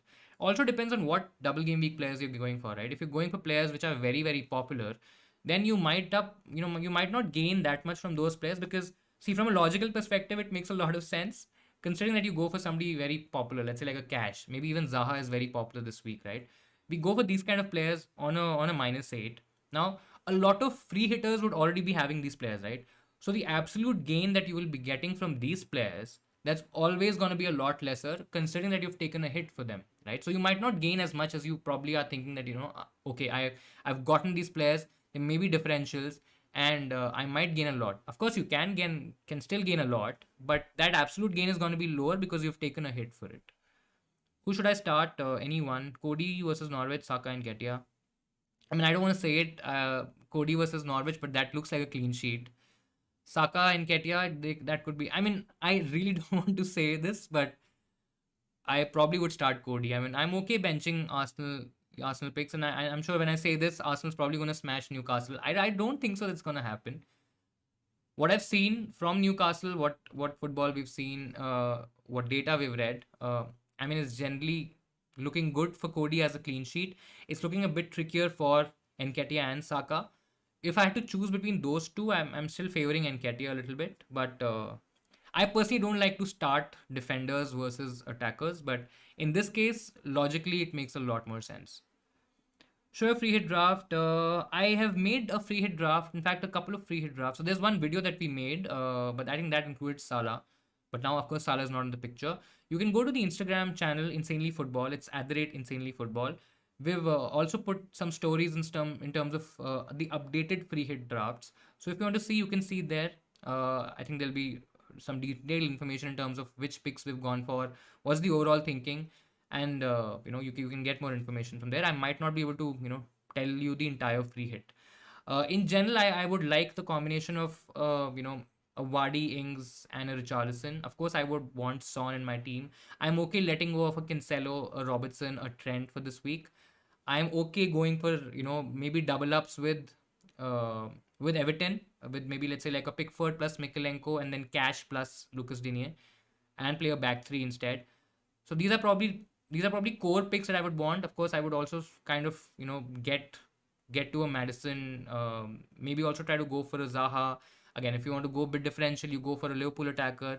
And when you talk about a Liverpool attacker, you maybe go for Jota. At least to me, I think Jota looks like the safest to start, and I'll probably go there. But again, yeah, that's probably going to be the core of my free hit team.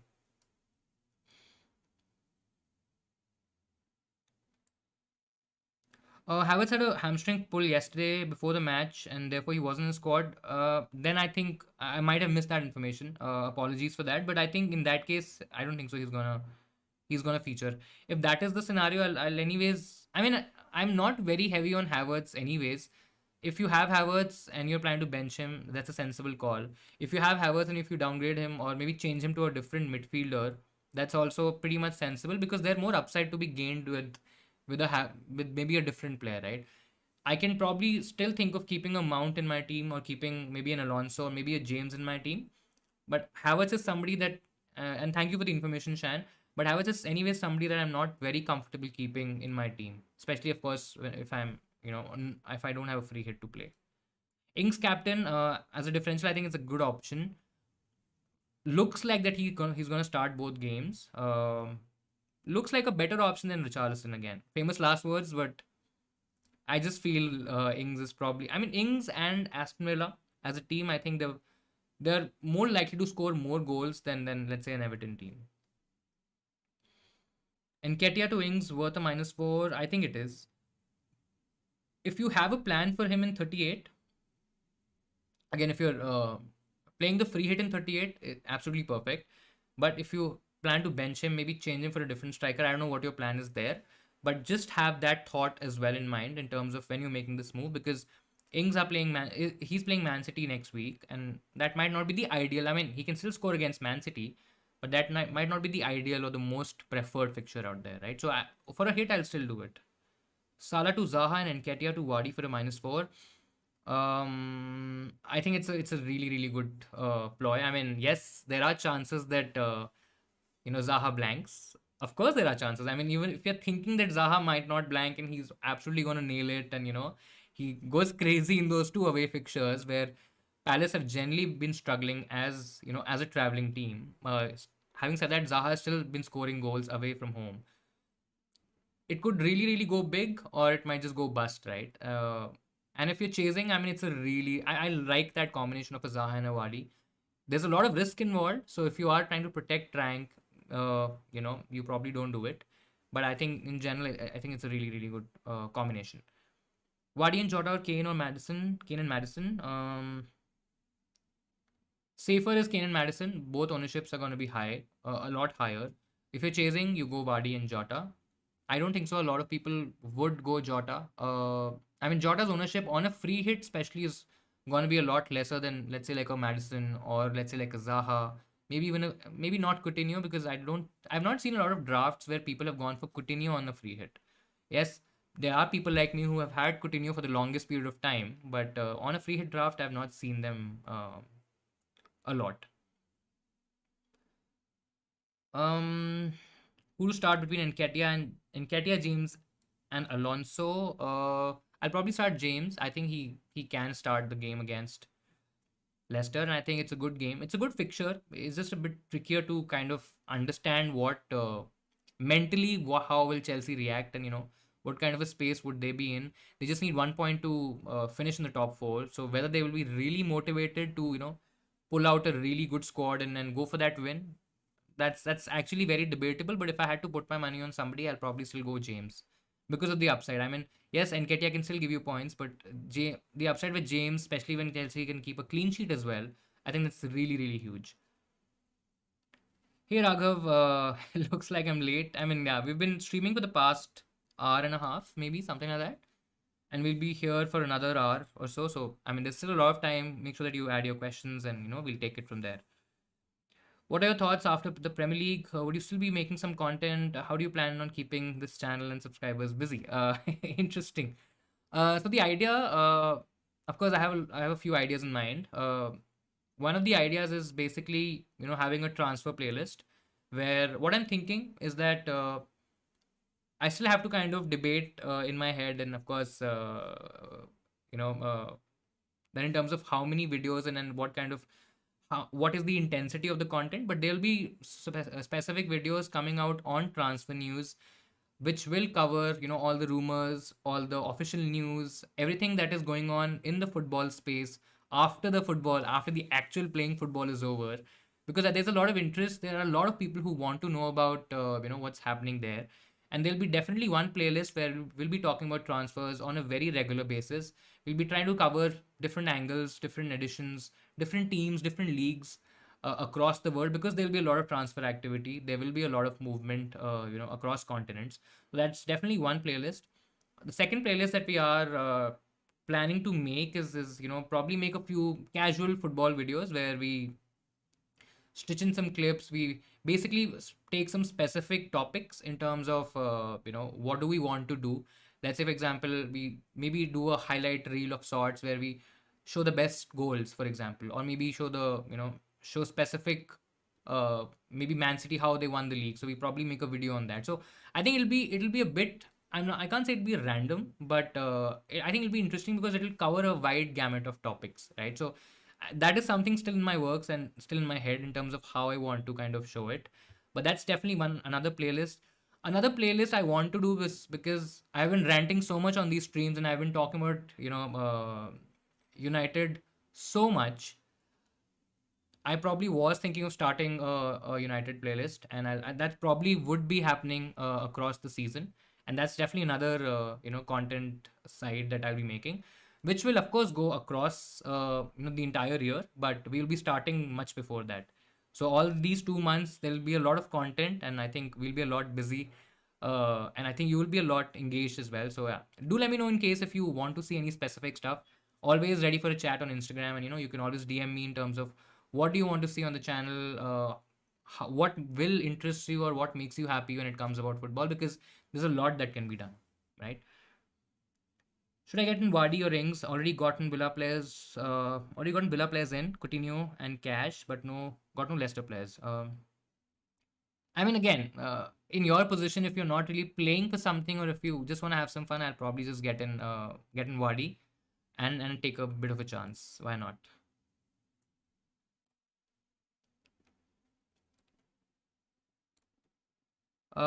Let's take up the next one.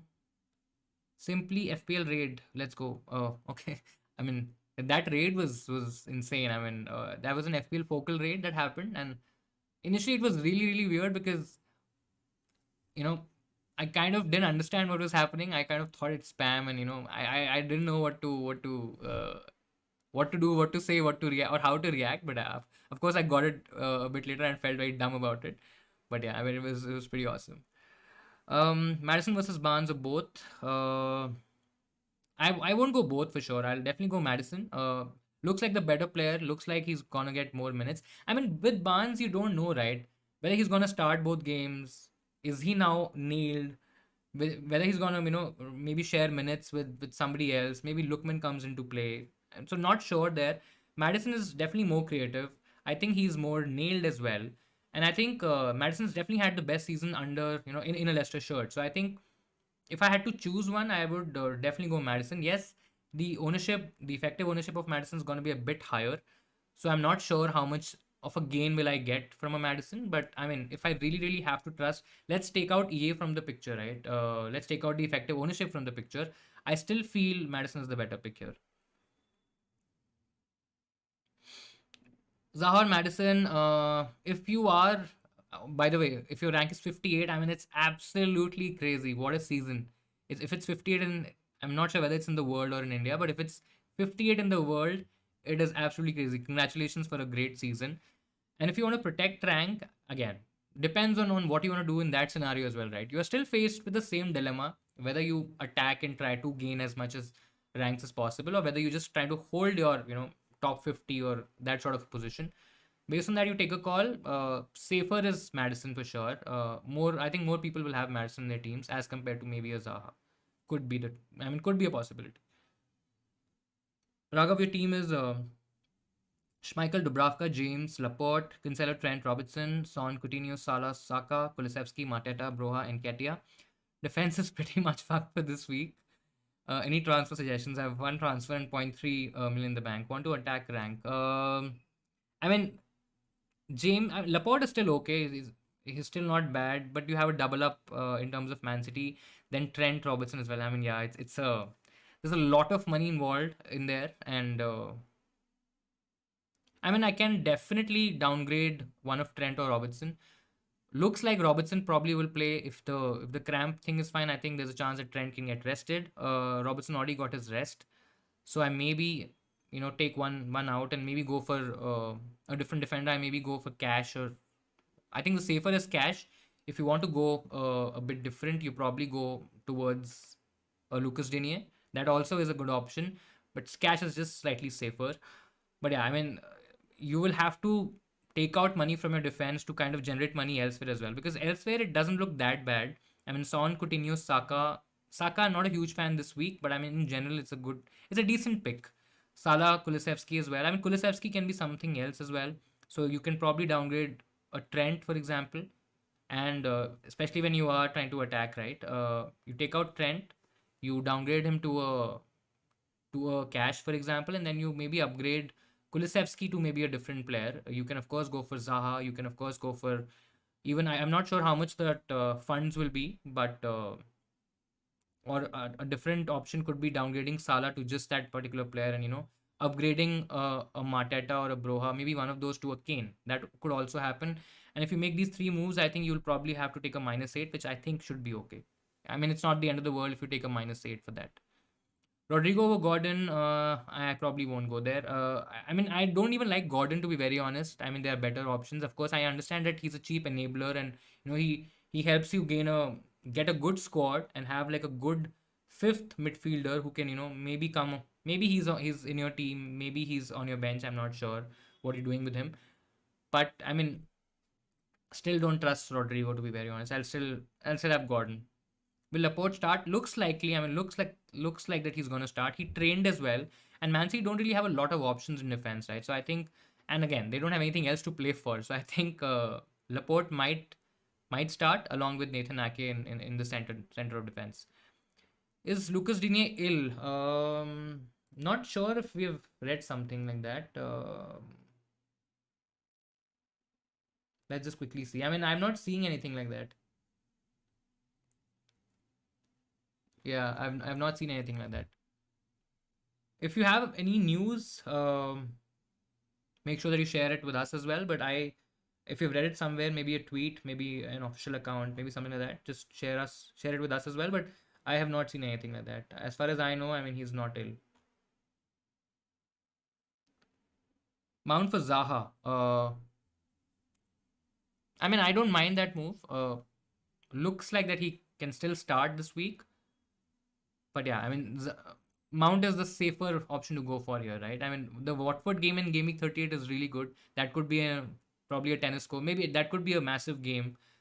I'm pretty sure Chelsea would have probably gotten through by that time and cemented that top four. But yeah, if you're chasing the upside, if you're trying to go a bit differential, though Zaha is probably not going to be as big a differential as we are probably thinking of, but I still feel Zaha has better upside or more upside. I'm transferring out Salah and Pookie. Will either get Zaha as captain plus Kane or Ings plus Son. I probably feel I would want to go Son ahead of Kane. And Ings captain is also not very, very risky. I think Zaha is slightly the riskier option. I'll probably go Ings plus Son. I like Son, to be very honest. I mean, if there was an option, if there was a priority order, I'll prioritize him over any midfielder, of course, irrespective of price. I would want to get him in first in my team, irrespective of whatever I'm doing. I think he's that base that you generally cover. And again, if even if you want to captain him this week, maybe go a bit safer. He's also a good option. Is Mahrez worth this week? I think he will start this week, but we've seen with Pep teams that he trolls us in and out. We've been burnt by what Pep has been doing. We've been burnt by Mahrez. I mean, thank God I didn't go for Mahrez instead of KDB at that point of time when I was making this decision. I think a lot of people went Sterling instead of Mahrez, and I think they were still in a much better space. But yeah, I mean, on a free hit, I definitely won't go to Mahrez. Even on as a regular transfer, I mean, I just don't see it's worth the risk. I mean, they're better picks, they're better options to go for. Kulusevski in or out? Even I think even if Kulusevski is not playing this week, I can play White, and I mean I'm not convinced. When I'm saying this, I'm definitely not convinced. Of course, I can get in Mikalenko, but Mikalenko then has Arsenal. White will also have Everton, so I mean it's not really much to choose from. And I can possibly take a hit, get in Mikalenko. I don't think so I'll be able to reach an Aston Villa player. Plus, I have a bench boost. I mean, am I the only manager in the world who has a bench boost available right now? I'm not sure, but I hate it. I don't like the chip at all, and I think it was a huge mistake from my end in terms of not using the bench boost a lot earlier. Not that I would have gained anything out of it at all, because I've hardly had bench points over the past few weeks. So, yeah, I mean, let's see. Is cash essential? I mean, he's not essential. He's just a safer option, safer entry into the Villa defense. If you're going for one transfer as a regular transfer, I think cash is definitely more nailed. So you go with him. I don't think so. There's a huge difference in terms of attacking returns. They both will get the clean sheet points. So I don't think so. It'll be that big of a difference. But by no means I don't think so. He's an essential pick. I mean, he's a good pick on a free hit as a regular transfer too, but he's not essential for sure. Kulu illness. That's what I've heard so far. And if he's ill, then of course we will just keep him on the bench. That's all. I want him for the Norwich game, and I think that could be really, really good. Vegas to Wadi or Broha to Ings on a free transfer. Vegas to Wadi or Broha to Ings. If you're playing safe, then you go Ings. If you're going risky, because Vegas is anyways playing a double, though I don't expect him to do much in the double anyways. But I mean, going for Vardy is a good option. It's a risky option because he also might not play both games. I mean, he play both games, but I don't think so. There's a chance that he might not start both games. So that is definitely there. But yeah, you take that risk. It's a high risk, high reward sort of a move. Digne Cash, Cancelo on defense now. Any better suggestions for a Cancelo replacement? You have Pickford and hesitant to go double Everton defense with Mikalenko. Any thought? I mean, on a free hit, there is an upside with going with a Mikalenko. I understand that it's an Everton defense. You're going for an Everton defender. We've hardly spoken about them the entire season, and on a double, of course, we're all going absolutely gaga and crazy about them. But there is upside there. I mean, Cancelo is not the. I mean, he's a decent pick. He's a good pick if you want to save, save your position, hold rank, and consolidate your position. But I mean, there is upside with going with somebody from even an Everton team. I won't go for somebody. Of course, I don't think so. Mina is available, but I won't go for maybe a Holgate. I think Mikalenko is still okay because he's played a lot further forward. I mean, he's taken a lot of shots. He can get attacking returns. We've seen that, and I mean, yeah, why not? On a free hit, I would maybe not as a regular transfer, but on a free hit, I don't mind that. Salah and Kulu out for Zaha and Madison. I like it. Both moves are really, really good. You can start a series of this season in which you take a tactical analysis. I mean, that is what I was thinking, in fact. But yeah, if I do that, and do let me know what you think about it. Do I talk about a specific team, when I talk about tactical analysis, because I can absolutely do it, and I have a lot of interest in that regard as well.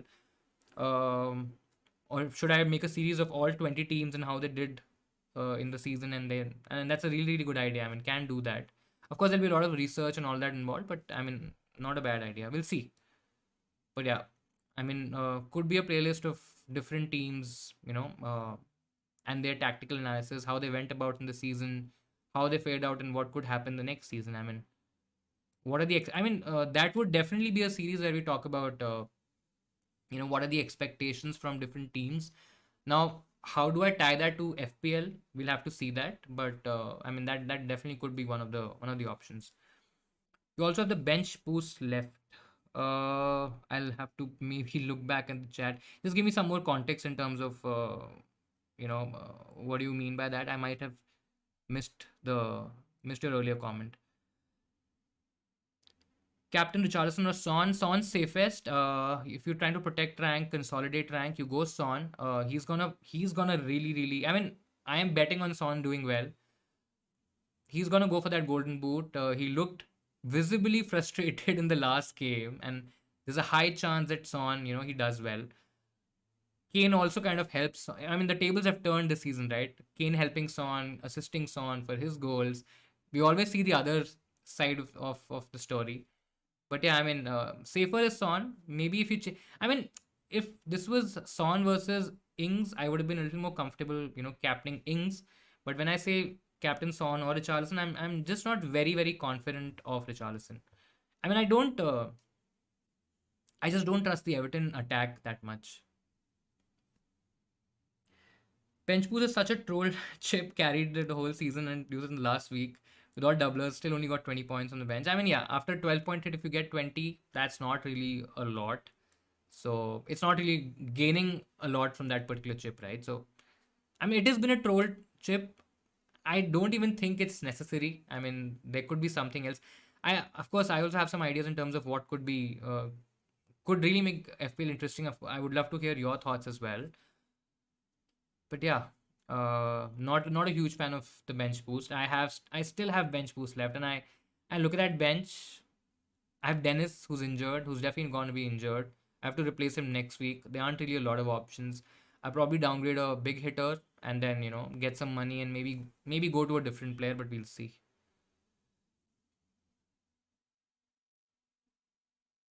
We'll take up the next one. How about Urigi as a shout? I mean, it's too risky. And don't see City listing in which case pool will rotate. I mean, losing. Sorry if that might have been autocorrect. Urigi is. I mean, you can definitely go for him, but I mean, I'm not sure whether this is a free hit or not. But no, I mean, there are better options. Maybe more expensive options, but there are better options out there. Should I do Jesus and Rafinha to Richarlison? Is it Richardson or Richarlison? I'm not sure. With Richardson and De Bruyne, I won't do it. I mean, no. For a hit, I won't. If it's Richarlison, I'm not sure. For this particular combination, I won't do this. Captain Richarlison or Son, I've already answered this. You basically captain Son if you were probably protecting rank. I mean, if Richarlison, I don't like Richarlison as an option, but if Richarlison is the only option that you have as a differential, then you make a move for him because you're 20 points away.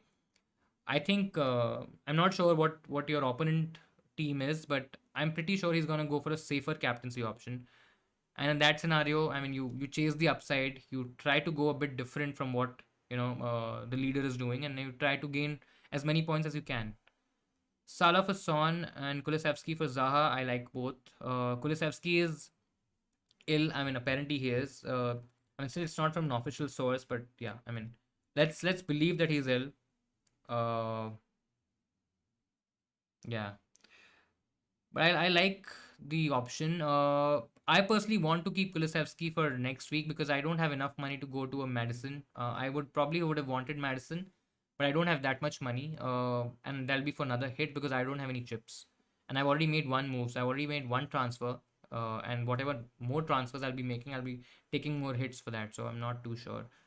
And I'm okay keeping Kulusevski for next week. But if you want to take him out this week, I mean, this is a absolutely fair decision. I mean, it's fair thinking. Not bringing in De Bruyne can help me bring Zaha, Madison, Ings. I mean, yeah, if you compare De Bruyne versus Zaha, Madison, and Ings, I think these three can outscore De Bruyne over the next 2 weeks as well, right? Not knowing what you're gonna do in 38, absolutely. Son he's chasing, yeah. I mean, he's chasing the Golden Boot, so he will definitely be in. That has to be in his mind. I mean, there's no way that thing is not there in his head. Please do a player priority ranking for the game week. I mean, if you are looking at priority, I would still try to prioritize Son over anyone else. For me, again, this is just my own personal belief, my own understanding of the game, and what I think could happen and can happen. I think I would definitely prioritize Son. The other players would be maybe an Aston Villa, has to be an Aston Villa player. Depends on how you want to look at the game. I still like the Aston Villa attack because I feel there is more to gain there over a Richarlison. So I'll probably maybe say Ings, over a Watkins, for example, and then I maybe get to one of Digne or Cash. I mean, I probably would prefer Cash because he's slightly safer, but I think that'll be really that will be my ranking in terms of the top three, or at least the players that I'm thinking.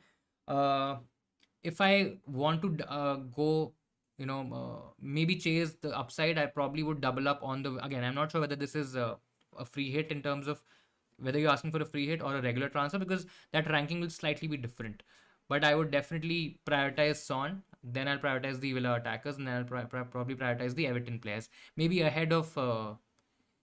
I can even go and probably say that I prioritize Zaha over a Richarlison, and then probably I definitely is Richarlison comes ahead of Madison in my head, but Zaha probably will be number three.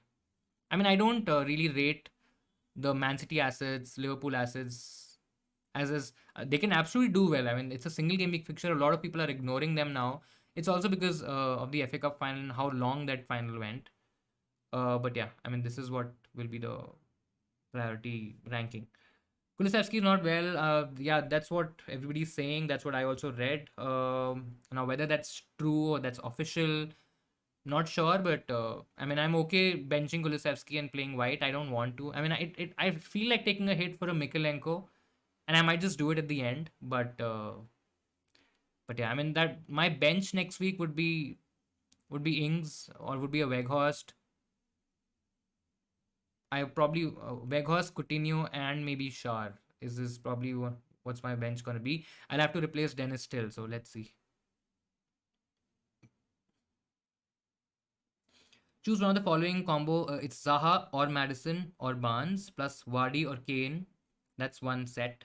Or KDB plus Ings or Richarlison. Or you already have Son and attacking rank. I mean, I'll go Zaha plus Vardy.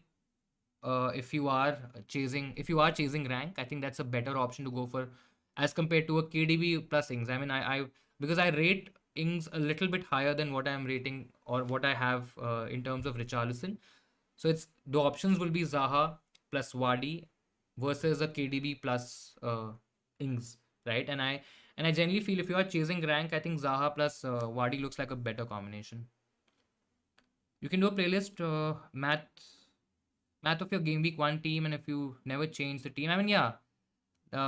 Thinking of very interesting topics. I mean, FPL Focal. I came across a couple of videos from FPL Focal in terms of what he's been he's been creating, and I think there's some really nice interesting videos. So if you've not checked that, of course, make sure that you check that as well. But I think in general, yeah, would be really interested to know your thoughts in terms of how you think about FPL and how we can make interesting videos or make interesting content, at least from a perspective that you will be interested to see all of that stuff, right? Because everybody and most of the people are doing these streams. A lot of them are. They'll be doing these team selection videos, a lot of content that is a lot very similar, and it'll be really nice to create something interesting, create something different, which also will have a high entertainment value, right? Because yes, we are playing a serious game. We are all very invested managers, but we still want to have a lot of fun with the game, right? And I think those kind of content pieces will work really well. Is Vardy a really risky captain? Have Son, KDB, Richarlison, Ings, Jota? I mean, yeah, if you have all these options, he's definitely a risky option. Safer has to be Son. Post that, you basically do Ings. I think Ings is maybe the second option to go for. But yeah, I mean, he absolutely is a risky option. There's no doubt about that. Robertson, Cancelo, double game week players like Digne. I mean, if you compare both, yes, they can still do well. If the issue with the Liverpool fullback right now is that we don't know whether they're going to start or not, right? Yes, we know that they can keep clean sheets. They can also get attacking returns, but do we really trust them to play or start? Maybe I'm not too sure there. Double game week players like Digne, they're playing for Aston Villa, playing for, let's say, a Leicester defender, maybe a Crystal Palace defender. Do they have a higher chance of keeping a clean sheet considering the fixtures? Maybe yes. Does a player like Digne start both? Maybe.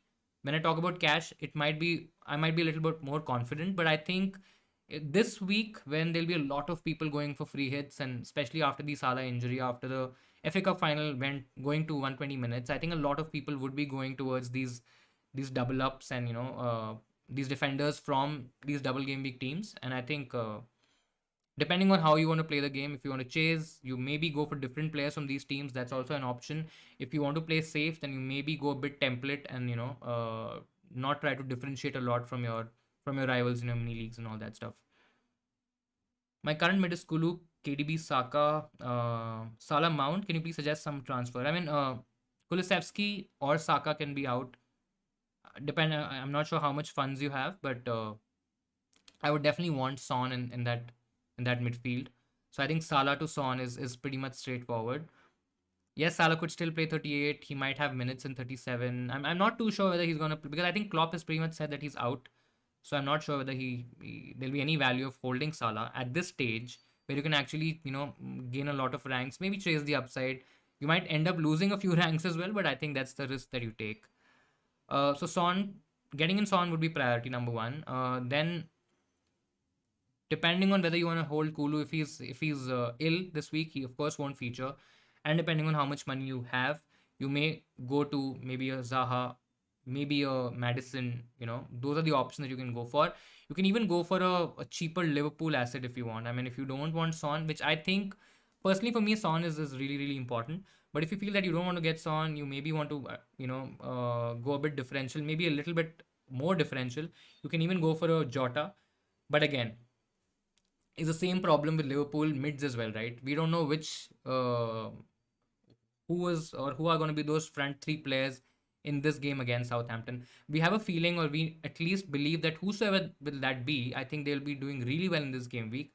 But again, we don't have a lot of idea in terms of who might start there, right? So depending on your game state, depending on whether you're chasing, whether you're basically playing safe, you take that call. Do you trust Zaha knowing his previous FPL seasons where he returns a blockbuster score for 1 week and then, I mean, yeah, he goes on these silos and goes on these massive runs where he's not scoring anything. But again, it's this is every season, right? Where you feel that Zaha is playing, his end to the season is generally very strong, because you have a feeling that he's probably playing for a move away from Crystal Palace. It's not really materialized yet, and I'm not sure whether it's gonna really happen for him or not. But yeah, I mean, Zaha. On a consistency level, I mean, he's not very consistent. We all know that. There's an absolute chance that he can bottle it up. Their away fixtures, Palace generally has a slight different approach in terms of going and playing against these teams when they are traveling, especially. So that also comes into mind. But Zaha's record has been okay. I mean, his record has not been bad in away games, and that is what gives me slight confidence that even if Palace as a team might struggle a bit, Zaha is that one player who can, take them out of a hole and really give them a lot of boost in terms of the overall performance. So I think, I mean, it's worth taking a risk. I mean, right? If you don't buy tickets to the lottery, how are you going to win the lottery, right? So, I mean, still a good move in my opinion. Son is chasing the golden boot, but still captaining him in a double game week when he has a single game week. I mean, all the signs are against it. I know that. I mean, and there's a high chance that Burnley might just be very defensive. They might just not let, or they might just not leave any spaces up for Tottenham. That's also a possibility, right? I mean, we were just talking about the game from one perspective. That's the other perspective that that could also happen. But yeah, I mean, the idea would be, of course, you would like to captain somebody who has a double game week because the excitement is going to be there. You might, of course, you might, or you have players who might end up outscoring the likes of Son. There are a lot of options there, right? But again, do I really want to do it? I can. I mean, I'm slightly tempted. I won't lie, but I'm slightly tempted. Uh, but yeah, let's see. Let's see. Foden to Zaha, I'll do it. I don't mind it. I think it's a good move. Son or Charleston captain, I'll go Son out of. I mean, if it's Son and Ings, my decision is becoming a little bit more clear that I can even go for Ings. Yes, it's riskier, but I mean, why not take that chance or take that risk? But I mean, Son or Richarlison, I think I'm pretty much set that it probably has to be Son, unless you're really chasing and you going really berserk in terms of your transfers and your moves. I feel I should use the free hit in Gaming 37 and sell Salah in Gaming 38 and get in Son. I mean, depends. I don't mind taking a -8 again, depending on what your aim and what your target is. If you feel that you can get a much better team, just compare the team that you'll be making in Gaming 37 and compare it to the team that you'll be making in 38. Then make two teams where you have a team with 37 with regular transfers and a team with 38 with regular transfers, and just compare both the sides, free hit 37 and then a transfer in 38, transfer in 37 and then a free hit in 38. Compare both the sides and see which one, which you, at least you feel. Of course, you are also predicting points and predicting performances, but just have an idea in terms of which one do you like more, which one do you feel will give you more points, and then take a call. I mean, it feels like a lot of work, but trust me, when you start doing this, it really makes it very, very clear in terms of what you want to do. So I think that should help. Alonso Robertson, whom to bench? I mean, I'll probably bench Alonso. Both fixtures are really good, and there's a high chance of losing out on points here. But if I had to choose one, I'll probably choose Alonso. Salah to Zaha, Dennis to Kane, Alonso to Cash Digne for a -8. I like the moves. I think Zaha, Kane, and Digne. I mean, Digne or Cash. In this case, let's say Cash. I think it's a good move. Sell Saka. There is merit in selling Saka. He's not been performing at the same level as he was when we were getting those big hauls and when I was missing those big hauls and probably you guys were getting those hauls. But I mean, yeah, there's a good chance that you can get away with selling Saka. You can get in players like Madison, like Zaha, who have a double, especially Zaha, who also has United next week, which could be a great game for Zaha. But yeah, I mean, it's not really a very, very tricky call unless, as I said, as I've repeated myself so many times, if you are, playing safe, then probably just keep Saka and just, protect yourself from the rank loss that you can have if he does anything. Hey, Ansh, I mean, yeah, some free hit we had last time. Well, I think 144 points is what we had on the free hit. That really helped us claw a lot of ranks. I've not done these transfers yet. I've only done the Son move. Captaincy is right now on Son. So right now, instead of Zaha, I have Saka. And instead of Ings, I have Adams. So that's what I have. Let's see. I mean, I'm pretty certain in terms of the moves. I'm just not sure whether we should make another move for a white to Mikalenko for a -4. Is that what I'm debating? Should we do a poll? I think let's do a poll. I'll just quickly let me know what you guys think about it in terms of whether we should take a hit for white. So basically, we'll take out white and get in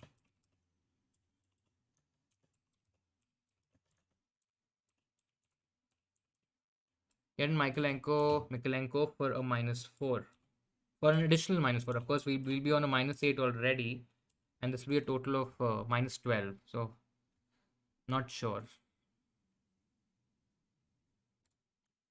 So if I do this Mikalenko move, I'll be on a -12. Not too sure. Not too sure.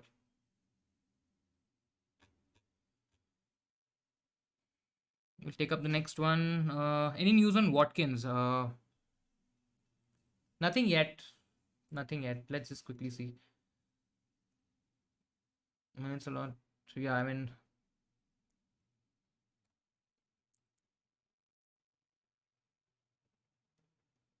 a lot of places people are saying that Watkins might start, but yeah, I mean, again, there's a lot of rumor around what players are ill. Suddenly, players are becoming ill. Suddenly, they're not available. So I'm not. There's a lot of rumor around if Digne is ill. Yeah, I probably won't. I probably won't give it too much attention. I think Ings also will start both. I have a feeling that Ings will start both. Just not too sure whether Watkins is there yet because he's not trained enough. And I mean, Gerrard might not risk it, to be very honest.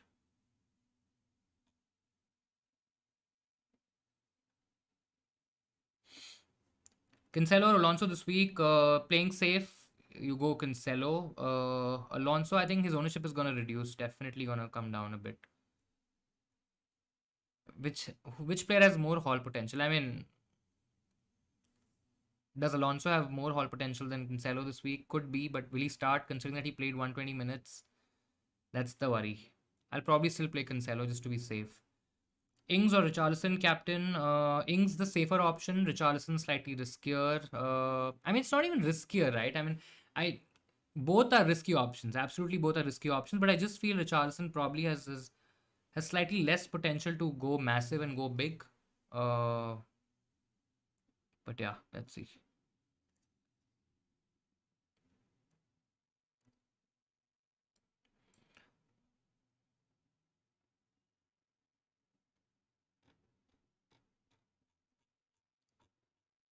Not having anyone from the Arsenal attack could be a little risky. Taking out Saka. I mean, I'm okay taking out Saka, to be very honest. A lot of people would be on a free hit this week and they won't have Saka. So his effective ownership is gonna go a lot lower than what it is right now. So I personally don't mind not having Saka because there is potential in Zaha, there is potential in Madison, there is potential in a Jota slash a Diaz, for example. I mean, there are options, right? So not too bullish on Saka, to be honest. I think Newcastle is a tough game. It's not going to be that easy. And yeah, I understand that not having any particular player from Arsenal is probably a bit risky. But yeah, I mean that's the chance that you take, right? With a Zaha or with a Coutinho even for that matter, right? Of course, we already have Coutinho, so that's a different thing.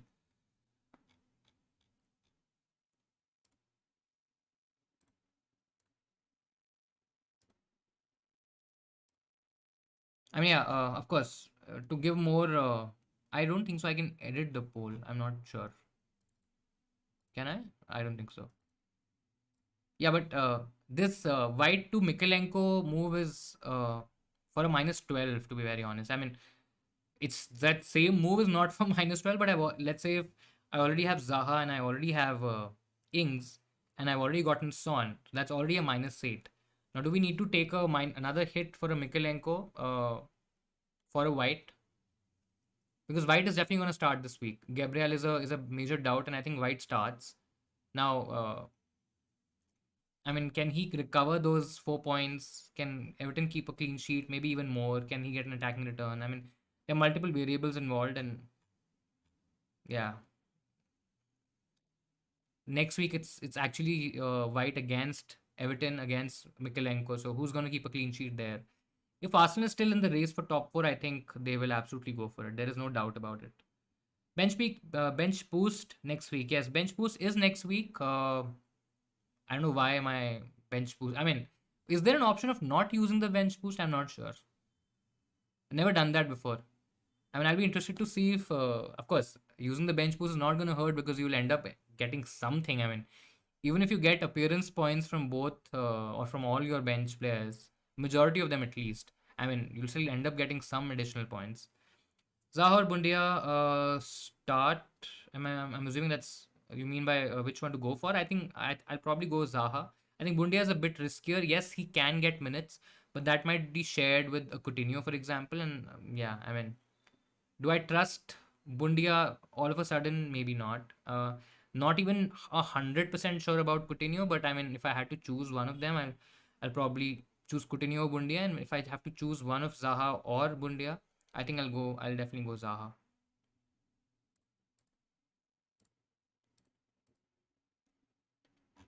There was some, there was a tweet by Kulisevsky. I think we were reading something like that.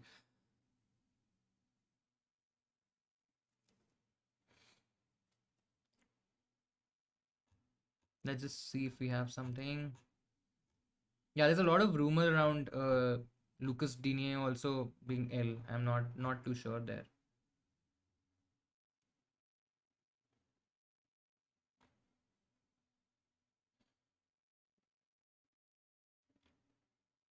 Let's see if we have any more information. Let me know if you guys have any more questions or any more anything that you want to ask or you want to talk about.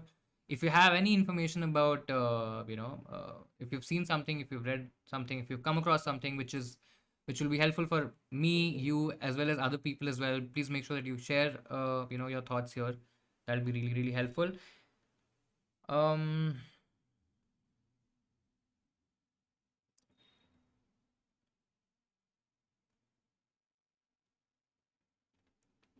yeah. Yeah, I think I'm probably still gonna captain Son. I think in terms of captaining a player, it's just feels a bit too. I understand it's the first game and all of that stuff, but yeah, I mean, let's see.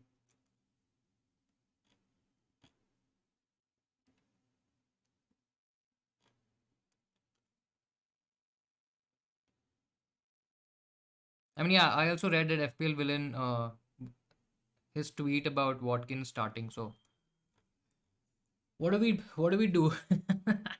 See, because if Watkins starts, then all of a sudden Ings his appeal becomes slightly less. I mean, I'm not saying that he just becomes a no go, but I mean, out of the two players, you probably would want to maybe captain Watkins. I mean, captaining Watkins is absolutely crazy because at one moment we're not even believing that he's probably going to start, and then all of a sudden we are making him captain. So maybe it's a bit too much, but yeah, let's see. I think Simikas will be rewarded by a game for his FA Cup performance. I mean, could absolutely be. So yeah.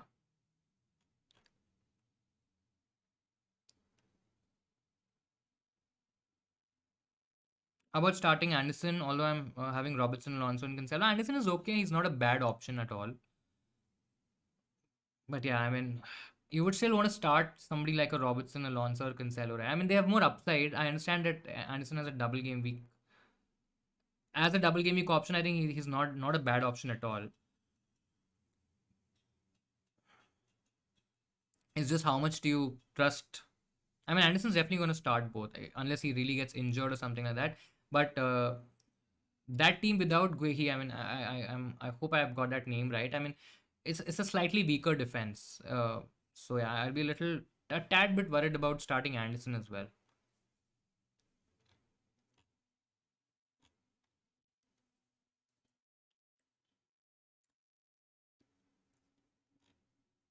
I mean, Lucas Digne ill as I think uh, is definitely a is it looks like a troll and fake news. So I probably won't believe that. But yeah, FPL villain has this tweeted as well. In terms of predicted lineups, that yeah, Watkins is in that lineup. So that's a bit. I mean, he's an Aston Villa fan. Let's see. Let's see. Let's see.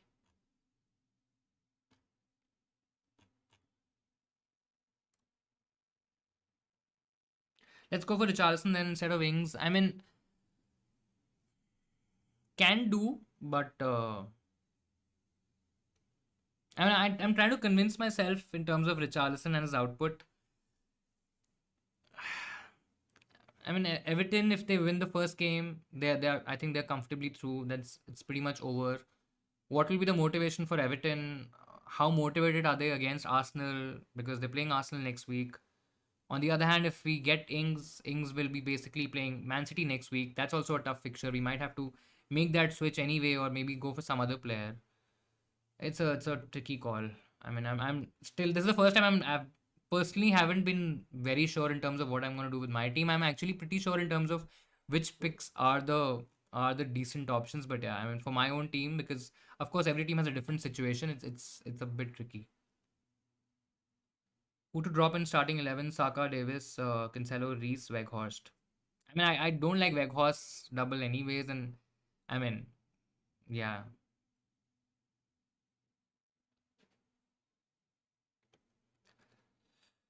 If I had to I don't know how many or what's the order of I mean, how many are you benching? But I think in general, I'll definitely play Cancelo this week if this is like a regular team, not a free hit team. Uh,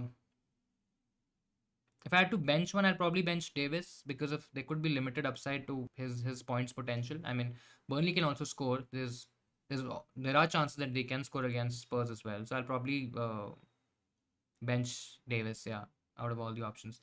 The Charleston's nailed starter. There's a lot of doubt around Ings. Might get risky for a hit. I mean, yeah. What do we do? What do we do?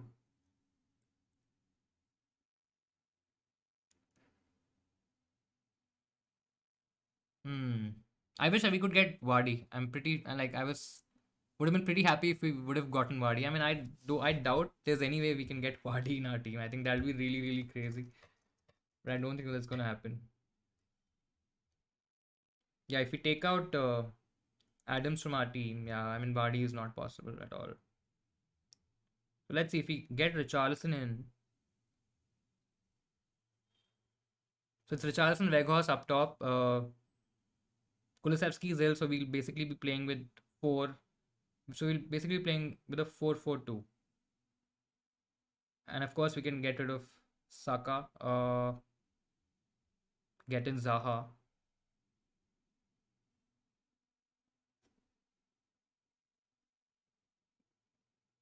I mean, it looks a little better for next week. I mean, Richarlison versus Arsenal as compared to an Ings versus Man City. I mean, Richarlison slightly looks like a better option, but yeah, I mean, it's not by much to be very honest. I mean, let's not hype the Everton attack all of a sudden that they're probably gonna smash against Arsenal. I don't think so.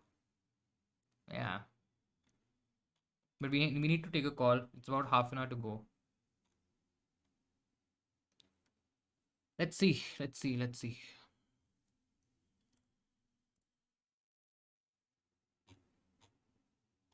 Uh, I mean, no other information in terms of Watkins starting. So I'm not sure how much can we trust that source as well. Personally, I'm not sure. If you guys have more information on that, please do let me know if we can actually trust that source. Otherwise, I'm still a bit heavy in terms of Ings. Let's see. What are the changes I had to go for 10 minutes?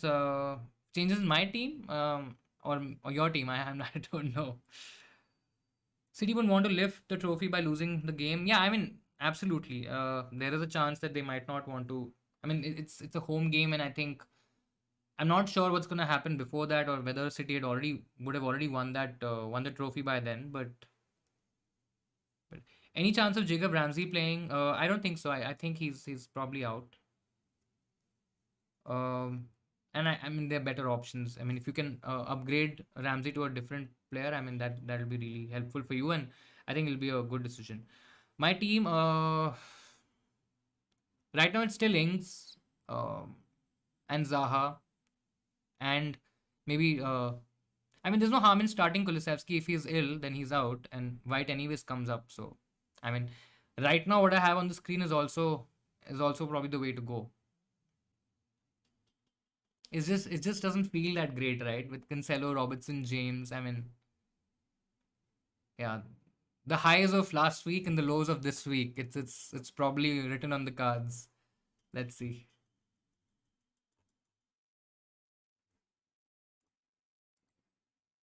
I also don't want to take massive hits, right? I mean, you go -8s, -12s, -16s. You change all your players. I mean, you go. it just doesn't feel right taking out the likes of especially on a regular transfer. I mean, if you are on a free hit, the free hitters, I mean, are in a very good position right now because they can actually go without these players for 1 week and can get them back next week. But if you are not on a free hit, you're basically taking hits for these double game week players, which are of course very hyped up and might still do very well. But I mean, how confident are we that these players are also going to do well in game week 38 as well, right? Because yes, on a free hit, it's very easy to get a cash or a denier and then forget about them in game week 38. But when you're making a regular transfer, I mean, it just becomes a bit difficult. I might, yeah, I think we might not even go for a Aston Villa defender is probably out of the question. Is just that do we trust Everton enough to maybe do well against Arsenal is what I'm debating myself with. And Ings versus Richarlison, I generally feel Ings is still the better option. I'm finding it hard to convince myself in terms of going for Richarlison.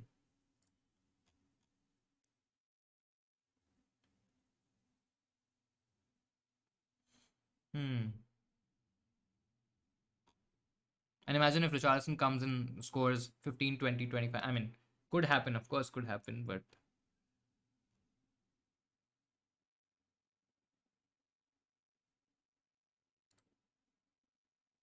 should we sell Salah for Son on a hit? I mean, I doubt that he's going to feature this week. So I think Salah to Son even for a hit is fine because Son also gives you a good fixture in 38, where we don't know what state will Liverpool be in, whether they're still fighting, at least mathematically fighting to be in the to win the Premier League. And Son has a really good fixture against Norwich that might decide his fate in terms of whether he wins the Golden Boot or not. And I think that could be really good. So I think Salah to Son is a lot easier than other transfers right now. Even if it's for a hit, I think that hit is gonna pay it off. If I replace Salah to Zaha instead of Son, then Dennis to Vardy, your thoughts? So basically, you'll be having Vardy plus Zaha instead of Salah plus Dennis. I personally still want Son. This is a really good option if you are chasing or if you are going against the template because I think the template will have Son. Even the free hitters this week, I think majority of them easily have Son. I mean, I've hardly seen any free hit teams without Son. So if you are being basically playing a bit safer, then I think Son is the option to go for. If you are chasing and if you want to go against the template, then you go Zaha plus Wadi. But I like Wadi, but not as much as I like Son. His potential and I mean he can really go big. Of course, Wadi can too, and he has an extra fixture, but there are a lot of variables involved there, right? The fixtures against Chelsea, we don't know what condition is he in. Can he play for 180 minutes? We don't know that. So yeah. I personally I'll still prefer Son. Son or Ings captain, Son safer, Ings slightly riskier. Considering that we are getting some information, I mean, I'm still not very sure in terms of how much can I trust that. But yeah, that Watkins will start, but yeah, I still would go Son. I think Son captaincy is. I know first game of the week. It's a double game week. It's a long week. Might be a long week if Son blanks, but yeah. Madison, Zaha, Barnes, Foden, Jota. If I had to choose, I'll probably put a ranking to it. I'll probably go Zaha one, Madison second, Jota third, Foden fourth, and Barnes fifth. I mean, probably Barnes fourth and Foden fifth. Not too heavy in terms of Barnes. I mean, I'm not sure whether he's gonna start. How many minutes does he play? Whether some games he's also come at halftime. Of course, he's also returned, but I'm just not very confident of a Barnes start. That's why he's a bit far in terms of my ranking. Madison is after Zaha because I think Zaha has the potential to go even bigger than what Madison does. Madison's playing Chelsea, who might be in a different mind frame altogether. But yeah, let's see. I have Son and Salah both, but I can replace Salah for Luis Diaz and Watkins for Kane. I mean, personally, I would want Salah to Jota because I feel Jota is probably higher in terms of expected minutes or the minutes that he can play this week. That's what I think. I might be wrong here, but that's just personally what I feel. But I probably will go Salah to Jota and then Watkins to Kane. I mean, I mean, of course, you're replacing a double game week player with a single game week player, and do you really trust Kane to outscore Watkins? Maybe he does against Burnley, but yeah, I mean, if it's for a hit, I won't do it. Maybe not. Salah, Mount, Pookie, to Son, Zaha, and Richarlison. Salah, Mount, Pookie. I mean, yeah, good moves, good set of moves. Son, Zaha, Richarlison for a hit, I'll do it. Pickford, Mikalenko, Cash, Dinier, Diaz, Son, Son captain, De Bruyne, Zaha, Richarlison. I mean, I'm I've seen a lot of this spelling, and I'm assuming it's Richarlison. It's not. Yeah, it's not Richardson. Ings, Kane for a free hit team. I like it. I really like it. It's a really solid team. It has Son, Kevin De Bruyne, Zaha, Richarlison, Ings, Kane as well. Diaz as a differential. I think it's a good team. Pretty much everywhere Ing starts and even is captain in many of the managers' teams. Very, very tricky situation. Will Watkins play? I mean, that's the golden question, right? Will Watkins play? I mean, that's what we're not able to figure out. I mean, people on Twitter, of course, they mention certain things. They start tweeting about stuff, and then the whole community is kind of confused in terms of what do we have to do. So yeah, we don't know what's gonna happen. To be honest, I personally think Watkins might just be benched. But yeah, I'm not a Villa fan. I'm not a Villa journalist. I of course consume information as you guys, and I probably would want to trust it. But can we really trust it? Not coming from an official source, maybe not. What about Laporte? I think Laporte starts this game. Still not very high in terms of a clean sheet from a clean sheet potential, but I think in terms of start, at least Laporte starts this one. Mount, Coutinho, Madison. Can you rank on a free hit? On a free hit, I think it'll be Coutinho, Madison, Mount. I probably won't take Mount on a free hit. I mean, there are better options. I'll go Zaha. I mean, of course, I can upgrade to a Son if that's an option. I can downgrade to a Gordon and maybe make certain upgrades in my forward line. Don't rate Mount very highly in my free hit.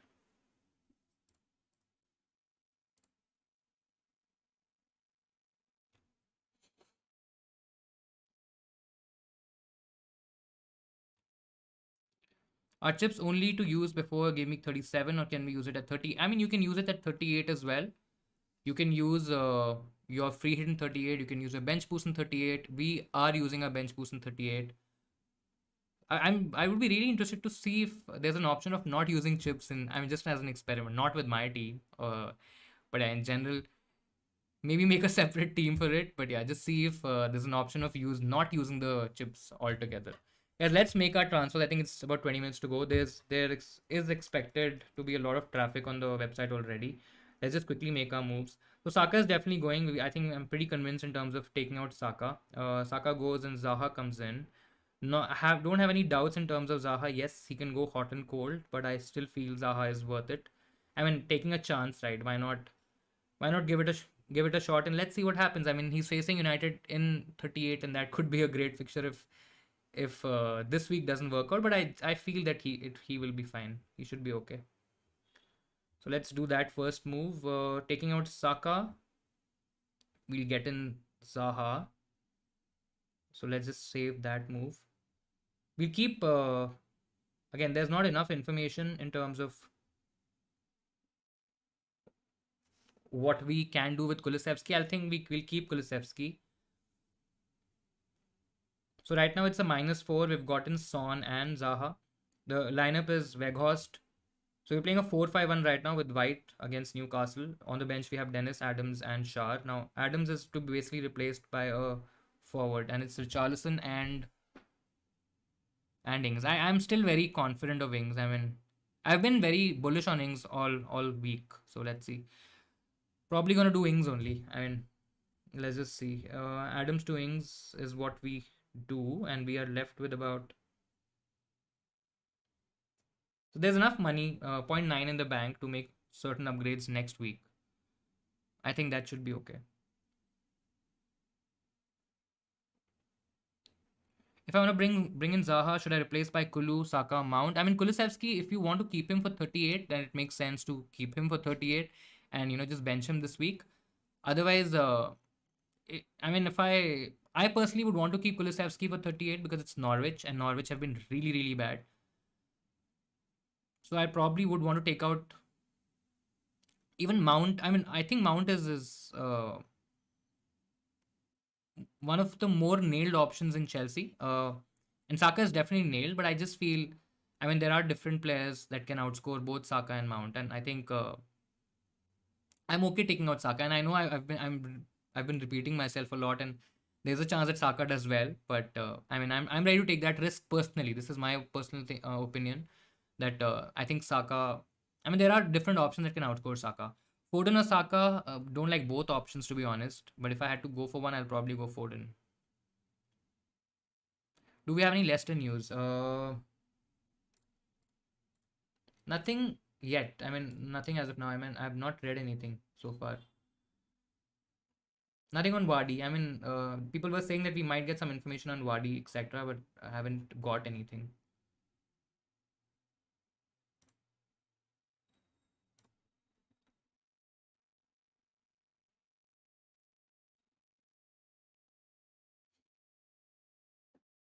Let's see. I think we'll do the Ings move. Looks pretty decent. Yeah. Let's take a chance with Ings. Let's see. I mean, I don't think so. We lose out on a lot. We'll make the Ings move. So that's a -8 we've done. We've done the move. So Ings comes in for Kulusevski or for White. I just keep Kulusevski. I mean, what's to lose, right? If Kulusevski is ill, he's anyways not playing, and he will be uh, not in the squad. If he's ill, he's definitely not going to be in the squad, and then we have White who will come in. That should be okay. So we'll take a chance with him. I mean, let's see. So it's a 3-5-2 with Robertson, Cancelo, James. Not all confident of the back three. De Bruyne, Son, Kulusevski, Coutinho, Zaha, Ings, Weghorst. So we have four double game week players, and not the best set of fixtures for. I mean, not the ideal set of single game week players too. We'll quickly change our captain. Captain is Son. We'll make our vice captain as Ings. I don't think so. Son is rested in any capacity, but yeah, I mean, just to be safe. Cool. Let's get back to the questions. We have about 15 minutes, guys. Make sure that you add any more questions, any more comments, anything that you guys read or you come across. You please mention that in the comments as well. I think they'll be really helpful for all the people on the stream here. Your Watkins and Ings, both should I go for Kane instead of Watkins? I mean, yeah, I think Watkins plus Ings looks like a bit much in terms of you know uh, going for the options. I think Kane is a good option to go for. I'll probably go Kane instead of Watkins. I don't mind that. Do I take a -4 for or Zaha or De Bruyne? Do I take a -4? Um, Not sure what the question is. Do you take a -4 for a Zaha or De Bruyne? I'm not sure. I mean, if it's a -4 for Zaha, I would still do it. Maybe the other way as well. But yeah, I mean, just so captaining Son only at the end. I mean, yeah, I think I will be captaining Son. I mean, yeah, there's I don't say I won't say there's a slight doubt, but just a bit comfortable captaining Son. I think. Let's see. I mean, yeah, it'll be a frustrating watch. I mean, the whole game week would be a bit frustrating. In terms of how things are, but yeah, let's see.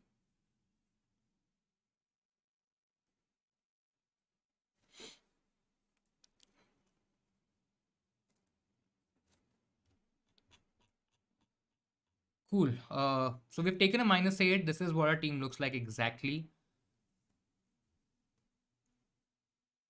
Do I take a -4 for Zaha or De Bruyne? I'll take it for Zaha right now. This week it has to be Zaha. I mean, priority might be Zaha. Yes, De Bruyne did absolutely kill all of us in terms of rank. Helped my team last week. But yeah, I mean, if I'm taking a hit, I'll probably target a double game week player where I can target upside.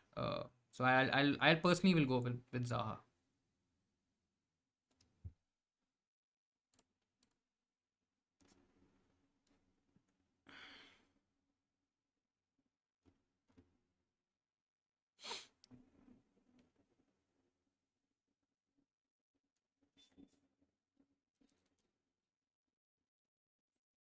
-8 taken. I'm still tempted to go Mikalenko, White to Mikalenko. I mean, I just feel it's basically taking a chance on a double game week player, right? If let's say White keeps a clean sheet, that'll be 6 points. If we take a hit for it, he'll at least have to score 10 points to be at par. I mean, Yeah, I mean, there's not a lot to gain. I mean, if that too, especially if White keeps a clean sheet, I mean, it'll be a difficult. It won't be a huge gain, to be very honest. But yeah, if White concedes and if Arsenal concede, I mean, there's a possibility that it might be. I mean, I'm dreading a red arrow now. It feels like a red arrow is incoming. If Son really blanks and he doesn't do anything, yeah, it's probably going to be a tough week.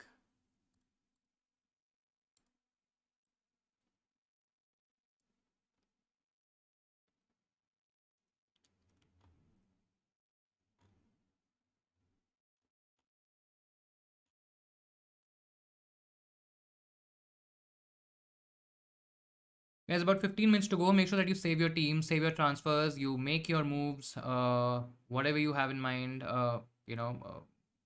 Depending on your game state, depending on what you want to do, whether you want to chase, whether you want to protect your rank, you make those moves accordingly.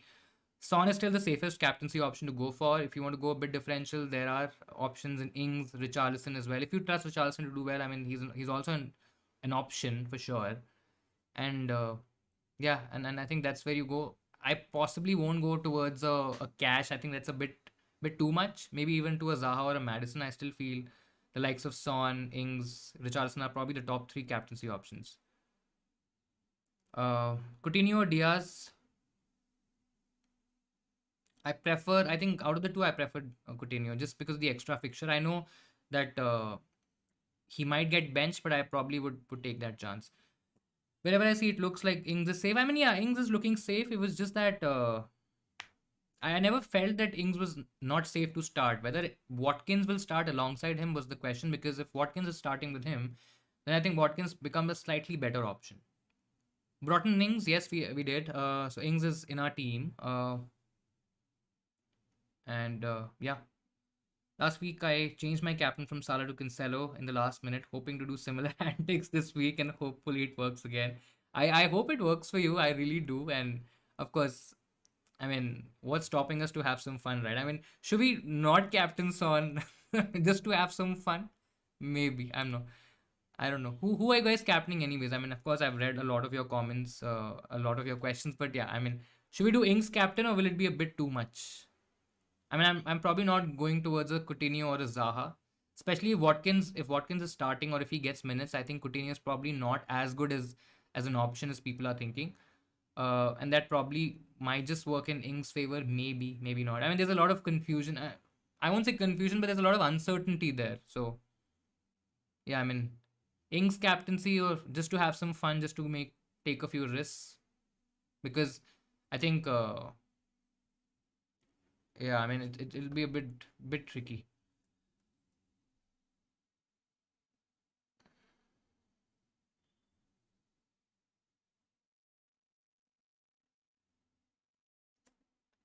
So on to Vardy, you continue. Vardy could be, I mean, I'm not sure how much your rank is or what your rank is, but I mean, if you want to have some fun, put it on Vardy, just see what happens. It might just really work out in your favor.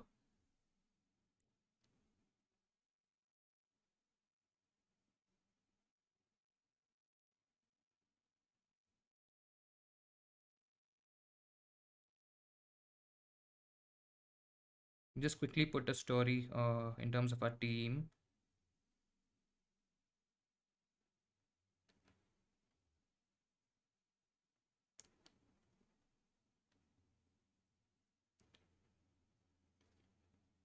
Yeah, I mean, I'll probably just keep it the way it is.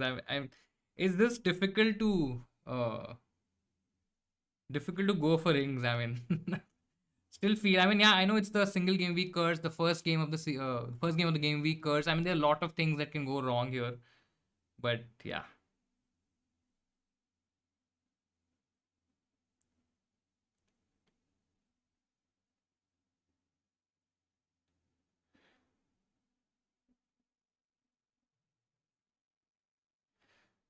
1.2 million. So yeah, I mean, at 1.2 million, why not captain Vardy, right? Why not take a chance with him and see what happens? I mean, what's to lose? You might just get a good rank gain, and you might get into something that an unexplored kind of a territory, which probably would be really nice.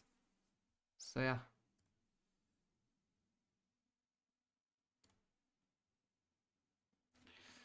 Cool, guys. About 10 minutes to go. I hope you guys have made your moves. I have. Not convinced by the Inks captaincy, not convinced by the Mikalenko move. So yeah, we'll just probably keep it as is.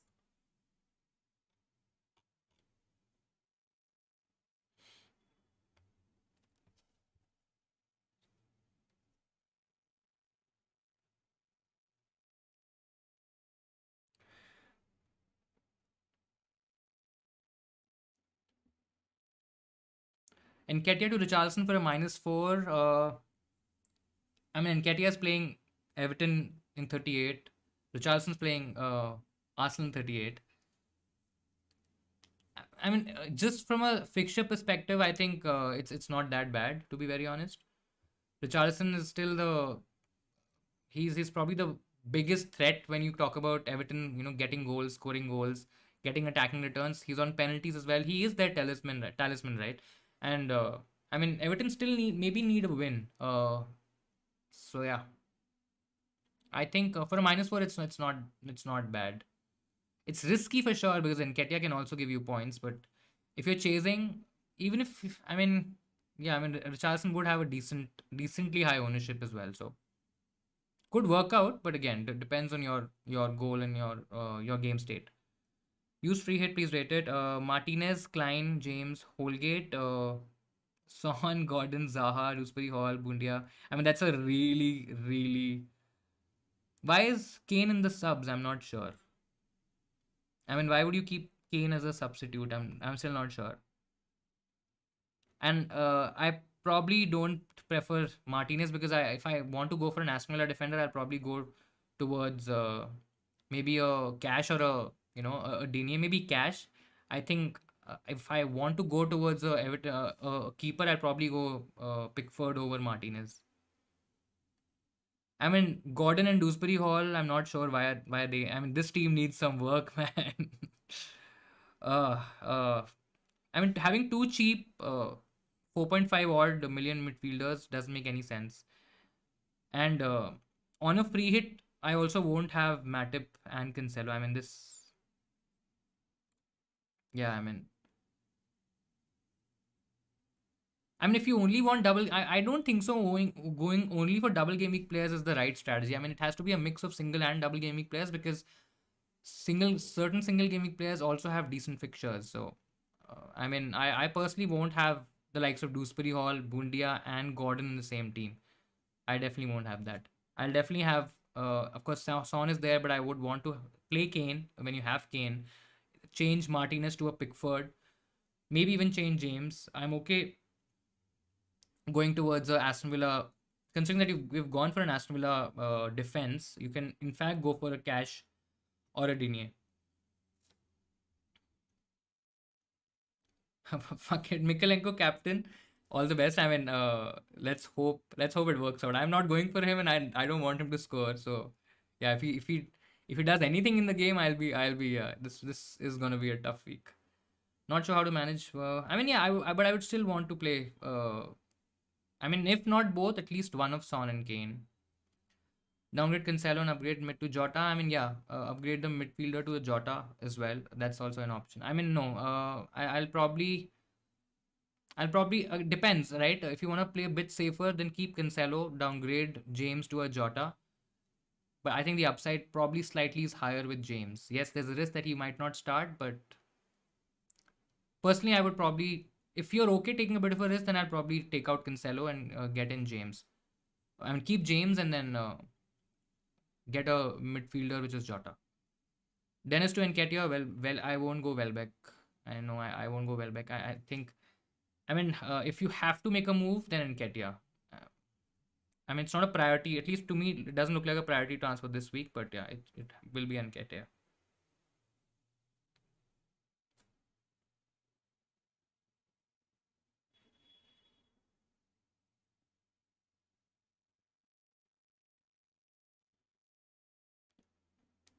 Cancelo, James for free hit. Safer is Cancelo. Slightly riskier, but more punty. I can't say James is punty, but I mean, there could be more upside to James. Ings or Watkins? Definitely Ings. There's about 4 minutes to go. Make sure that you save your teams, make your transfers, make your moves.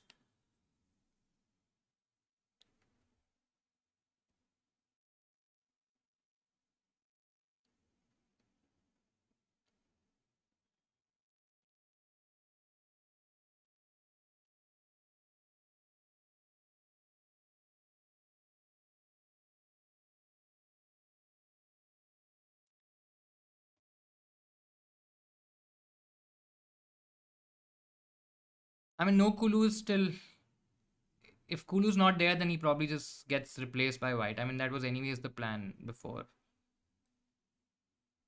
Yeah, that's okay. I mean, was anyways taking a chance with Kulu, even if he doesn't, he's not in the squad. I mean, White is anyways there to come on and take his place, so should be okay. Um, Remove and downgrade Cancelo and upgrade mid to Jota. I think I've answered this. Ings or Watkins, I've already answered this. Guys, a couple of more minutes. If you have any more questions, please quickly post that in the comments. De Bruyne, Son, Ings, who for captaincy? Son safest. Then it probably is Ings. Then third is De Bruyne in that order. Your free hit team is Pickford, Cancelo, Digne, Anderson, Son, Madison, KDB, Zaha, Ings, Richard. Is it Richarlison or Kane? I'm not sure.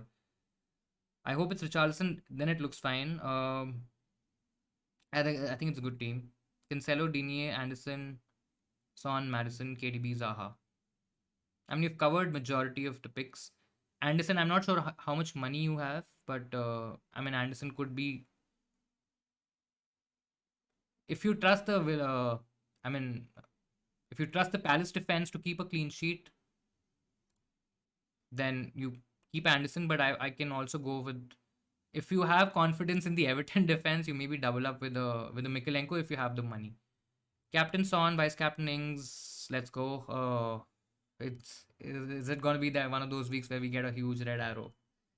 Let's hope not. I mean, not too confident this week at all. I mean, yeah, not. I'll just quickly check my team. I've not even checked if I've saved it properly.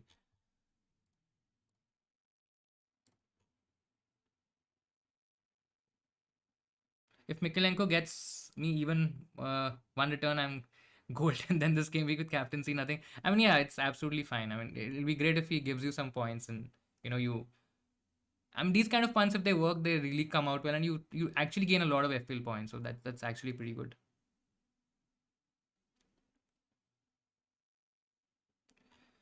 Great guys, 1 minute to go. Oh my god, I'm not happy with my team at all. Oh shit.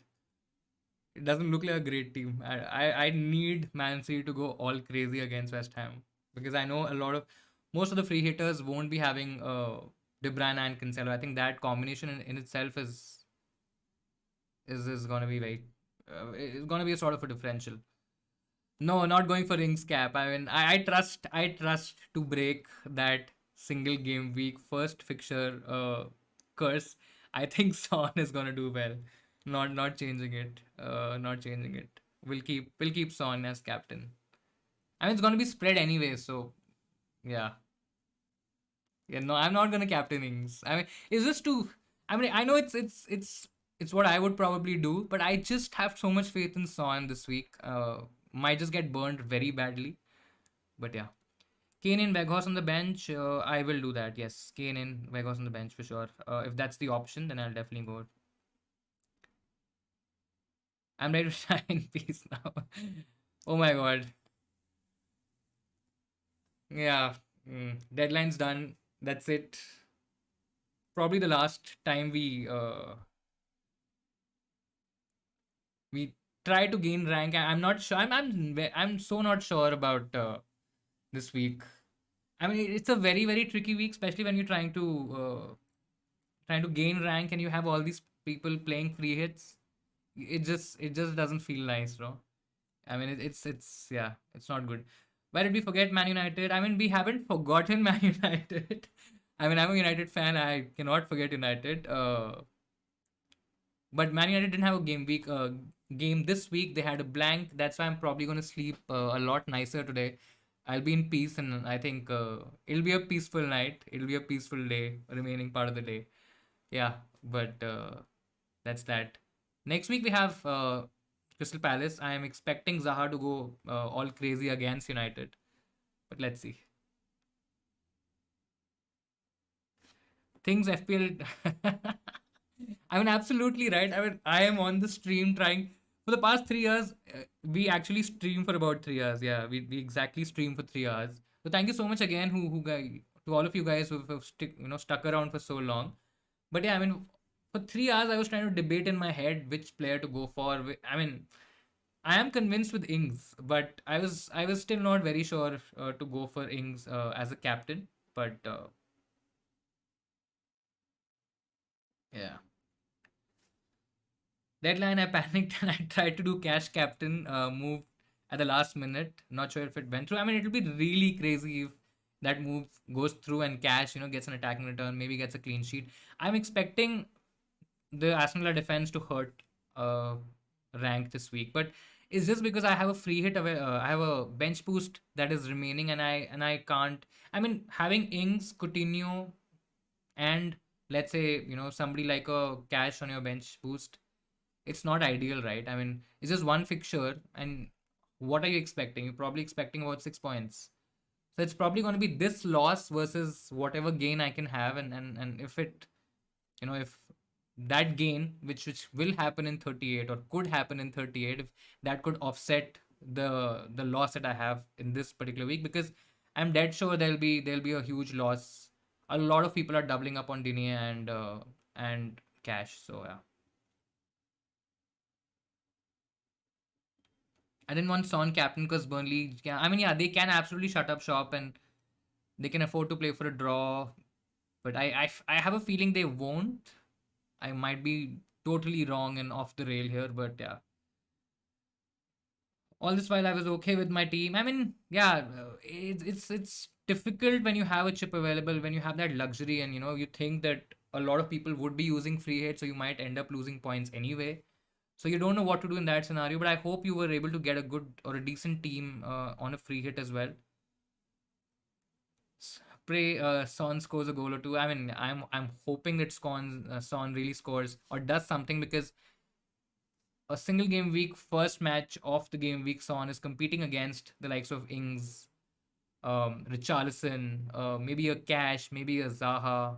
I don't think so. People would be captaining Salah. I think even if Salah stays in a lot of teams, I don't think so. People would be captaining him. So I think his ownership is going to go down.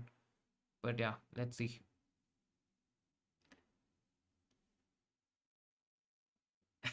Today was a really epic stream. Hit 1K subs. I mean, yeah, thank you so much again. Thank you so much. Really means the world to me. Massive, massive support, and massive thank you to again to all of you guys. I mean, it's been a really, really crazy ride. I've loved each and every second of what I've been doing on the channel, and I hope I have been able to give you some value out of all this effort that we've been doing. Of course, there's a lot more to come, and next season is probably going to look a lot different from what it's looking right now. But yeah, thank you again from the bottom of my heart. It really, I mean, have of course, I can't say that this thought has not crossed my mind in terms of getting that 1K subs, but yeah, it's just upwards from here, and we move on. We move on to better things in the future.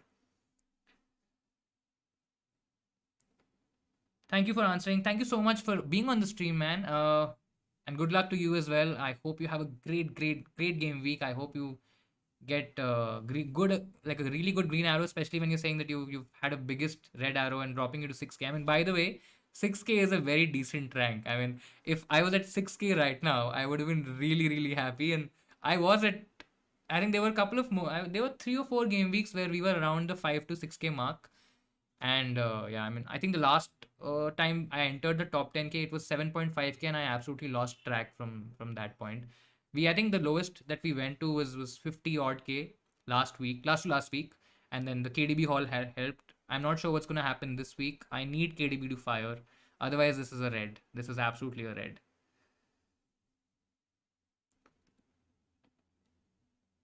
Big congratulations! Thank you so much, Ansh. Thank you so much for your support, for your love.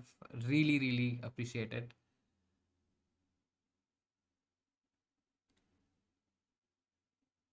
Yeah, it's just good things ahead, happy thoughts. Was a very good stream. Was a bit chaotic at the end, but yeah. That's what the whole point of. I hope FPL is, of course, FPL was very stressful this year. There were so many double game weeks, so many postponements, a lot of stuff happened. This was not like a regular season. If you guys are playing this for the first time, or maybe are very new to this game, FPL doesn't work this way generally, and probably it's gonna feel a little bit less stressful, a little bit boring next season. But let's see what happens next season. With some new rules, with some other changes, with World Cup also coming into play, and there'll be a certain break in Premier League and in FPL specifically, and in January, in Feb, and in later months of early next year, we could actually have a lot of double game weeks, and there could be a lot of chaos that time as well. So yeah, looking forward to that. But I hope you guys end on a high. It's really, it's always fun to end the season on a high. Of course, maybe even not that, just whatever you decide, whatever decisions you take. It's always nice to see them coming to fruit and giving you the results. But just don't get disheartened. I have spent days and weeks into this thing, and it generally takes a toll. So I think for a lot of people it's actually good that FPL is now going on a break, because yeah, we tend to forget a lot of things that are happening in our regular life, and we become too immersed in this game. But yeah, at the end of the day, it's still a game, right? There's still going to be one winner. Out of the 9 million people that play this game, there's only going to be one winner. So play this game as till the time it is fun, and you of course like playing it. But if it starts taking a toll on things that really matter, and are different from regular stuff, maybe it's time, maybe it's a sign that you should probably take a break from it. Your final team, Nigel, is Schmeichel, Klein, Cash, Holgate, Son captain, Gordon Saha, Jota Bundi. There are differentials there. Kane Vardy is good. Son and Vardy, Son Kane Vardy is a good combination. I don't mind that. I would have probably preferred Pickford to Schmeichel, but when you have Holgate, I'm sure, I think you're not confident in the Everton defense, which is absolutely fine. It's okay. It's still not a bad team by any means, and let's hope it gives you a good green arrow. Shashwat, you're at 6K as well. Absolutely crazy. Six. I'm actually jealous of the guys who are in the top 10K right now. I would have loved to get into that spot next season. Of course, we are coming back, and we will. I'm not gonna sabotage the advice that I'm giving you guys, because I want all of us to enjoy the game. But yeah, I probably will have some aces in my up on my sleeve to kind of uh, take it through, and then kind of move ahead of all the leagues that I'm a part of. Maybe we do some secretive moves. No, no, I'm just kidding. We're not gonna do any secretive moves. I want to be as transparent as possible, as open as possible, as clear as possible in terms of what I'm thinking, or what I think. But yeah, it's still, at the end of the day, it's very subjective.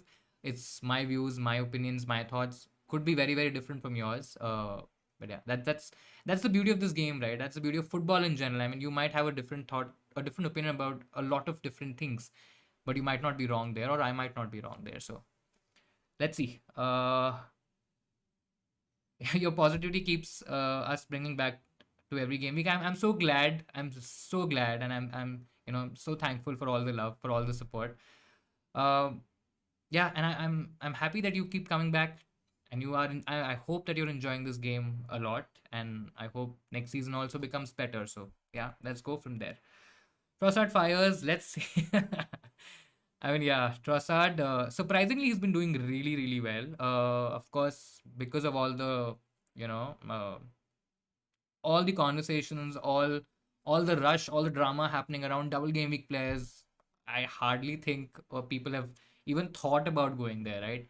And if he really works out for you, absolutely magic. You'll always remember that for sure. People saying the biggest drop has been 6K. Yeah, that's what the game is, right? Biggest drop is 6K, while you're at 1.2 million. Somebody might be at 3 million and still playing the game seriously. There could be a chance that could happen. But yeah, find your, find ways to keep yourself engaged, keep yourself entertained, and have some fun. It's also about having fun. having a loyal community, I mean, it definitely is a strong motivation. It helps us, it helps me specifically to come out every week with different stuff. Of course, there's a lot that can be done. There's a lot of different things that we can do. Sometimes things are not in your control, but yeah, I mean, there has to be some thought behind whatever you're doing, because it also needs to be acknowledged by you guys. If Because if I keep blabbering around, and if I keep making stuff which is probably not like, which is probably not understood by people, then it doesn't really help the purpose. But yeah, I'm just thankful again, from the bottom of my heart, really really happy, and for all the love, for all the wishes that have been happening, and you guys and your support that's been happening over the past year and a half. I mean, 65K can still get 50K, but the priorities. I mean, yeah, it is that sort of a week where I'm also feeling that, of course, 10K is out, totally out. But yeah, maybe 15, 20K was probably a realistic aim. Right now, I'm actually getting a feeling I don't drop out of 50K. I'm at 25, 26K. I don't even remember my rank now. It's probably, yeah, I mean, it was 25, 26K, 29K. Yeah, I forgot it's on the screen. My rank is 29K, and I hope it doesn't move out of 50K. It really did hurt. I won't lie. It hurt when it got to about 50, 55K. And oh my God, nothing was working for the past few weeks. Last week, it was like, some redemption in terms of KDB coming through for us. But yeah, that's what, right, Shashwat? This is actually the most unpredictable week because everybody's predicting different things. I mean, some players might start, some players might do well, some players might get benched, somebody is illness all of a sudden. So you don't know what's happening, right? It's absolutely chaos. But yeah, that's the fun of the game. And uh, this generally is a very underrated channel. I mean, yeah, it's also about, so see, and thank you for that, Shan. A beautiful comment, a really lovely comment. But it's also about, sometimes you have to do things a bit differently, right? A lot of, and I can't be sad that more and more people are coming in the community. Of course, it's a really good thing. It is competition, to an extent. You actually get to know a lot more in terms of what people are doing. But there's a lot of similarity now in terms of what people are doing, whether it's a YouTube channel, whether it's some thread on Twitter, which are really really helpful. So if you are an engaged manager, or if you want to become a little more engaged, make sure that you also check out some Twitter posts. There are a lot of threads that come out on Twitter which could really help you. I mean, at the end of the day, the decision should be yours, right? You should not get influenced by three different people talking about three different things, and then at the end of the day, just before the deadline, you're actually confused in terms of what the hell am I supposed to do, right? That can actually happen. But I mean, follow the gut, follow what you believe in.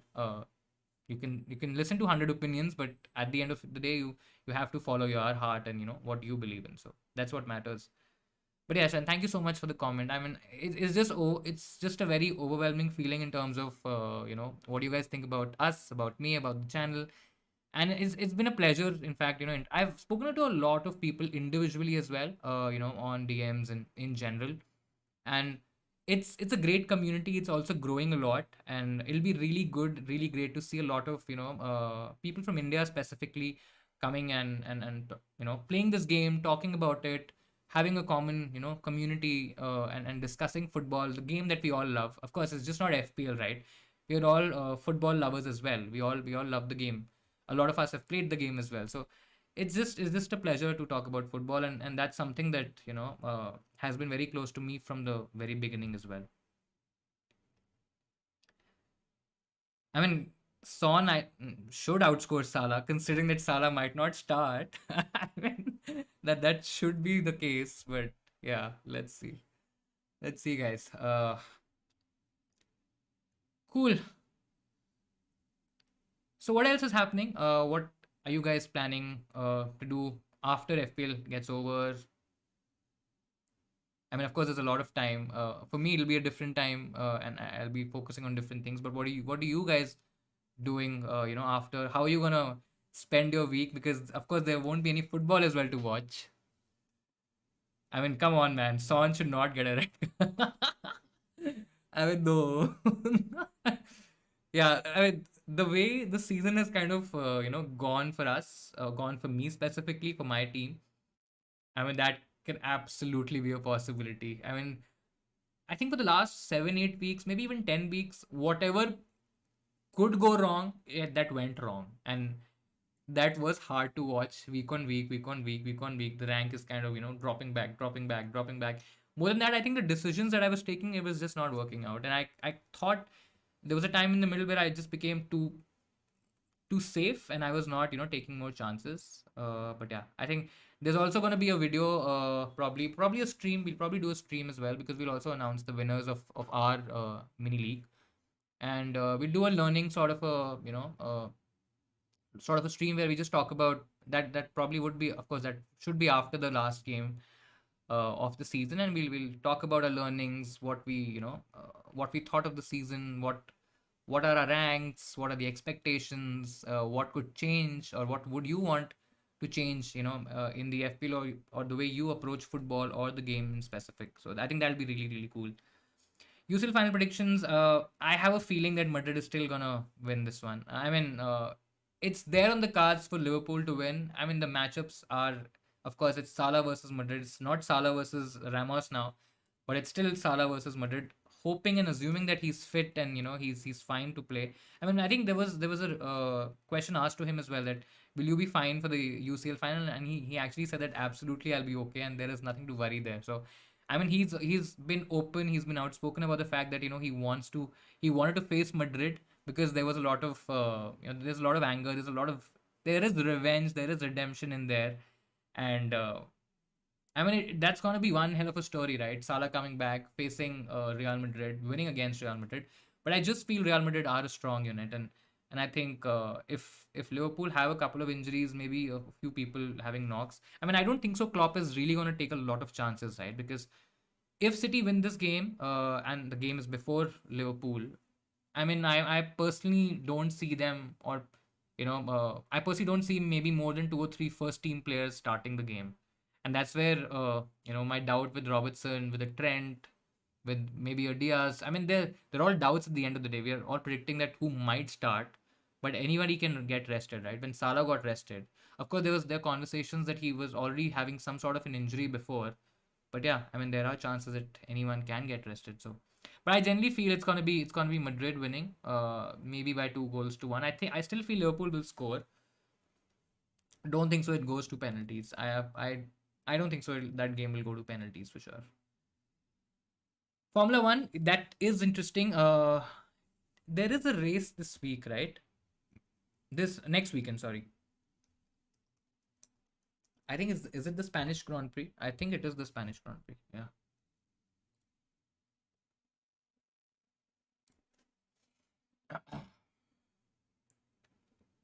Yeah, that I think that'll be really interesting. It'll be interesting to see if Ferrari can actually match Red Bull, because over the past couple of races, Red Bull has been really strong.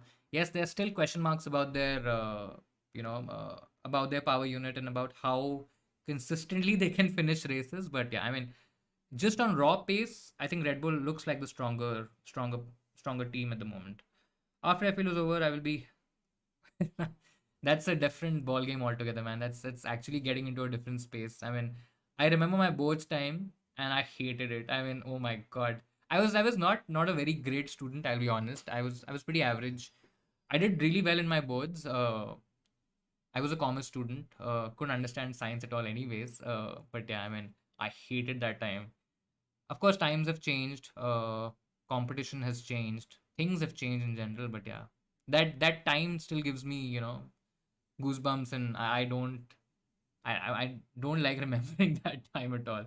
Updates on the World Cup. Hope. I mean, yeah, there will be a fantasy game for the World Cup. I'm not sure when the notification will be out, but there will be fantasy World Cup for sure. And because that time, of course, FPL is not happening, UCL is not happening, and generally Euros, all these international tournaments, they generally have a fantasy game. So we'll also be doing World Cup fantasy. I know it's still a lot early to talk about it in any capacity, but we will definitely be doing a World Cup fantasy, and I think it'll be really interesting. I think I think the way Euros happened, right? I think there was a lot of interest that was there. Of course, we also starting posting a lot of stuff, creating a lot of content regularly through the Euros. So that was really really nice, and I think it'll be a similar experience in the World Cup as well. I think there'll be a lot more people who play the World Cup fantasy game. It might not be as high as FPL maybe. Not sure about how many players played last time, but yeah, I think it'll be interesting. We are definitely doing content there, but yeah, still I think a long time to go. But it might just surprise every. I mean, yeah, they can. I mean, they if you see both teams in isolation, I still feel Liverpool. You know, if they have all the players fit, they still look like a more stronger, cohesive unit. But Madrid has been. I mean, it's Champions League, right? And in the knockout stages, Madrid has been an absolute beast. And of course, there are the most successful club in Europe when it comes to Champions League for a good reason, right? And they have been coming from behind. They have been losing situations, and they have actually come back into the game. One against Man City. I mean, Man City was definitely shocked with the way it happened. And yeah, so I mean, it won't come as a surprise if Madrid really dominate, but I think it'll be a really interesting game. Captain KDB, Kane, Cancelo, James, and goalkeeper Saur Sanchez. I'm assuming it's for this week. Out of all these options, I think I would have captained Captain Kane. I think, yeah, I mean, still not the ideal options, but yeah, I probably would have Captain Kane. Goalkeeper would have been Sa. I think. I mean, Leeds can still score. Wolves against Norwich looks like a clean sheet to me. Would you support an F1? I'm an Alonso fan. I have been watching F1 since 2003. Of course, watched his 2 seasons when he was the world champion, and he beat Michael Schumacher. He ended his supremacy, and he ended his reign. Of course, went through those two very tough seasons in 10 and 12 where he almost won the title. And after that, it's just been downhill because he was at McLaren, who were a really bad team, and then he went out of F1, came back again. Alpine is still, I mean, might be a bit stronger than last season, but last year, but yeah, I'm definitely a fan of Alonso. I like and I respect Hamilton as well. But yeah, I mean, in general, an Alonso fan, in and out. For the first time, the World Cup will be I mean, yeah, at a suitable time. The games will be at a time that we can all watch. The viewership is gonna be crazy high, and yeah, but it'll be really really nice. So yeah, I'm really excited. Would love to know what teams you support or you would be supporting in the World Cup.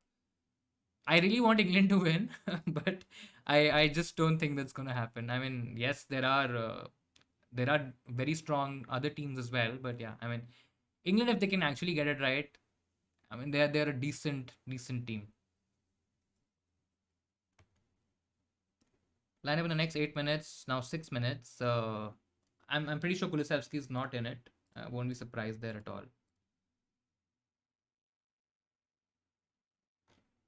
Yeah, let's see. I'm reading something like Vardy is not in the squad today. Not in the lineup 11 today. Not sure how much of that is true or not. Not sure. We'll wait for a few minutes.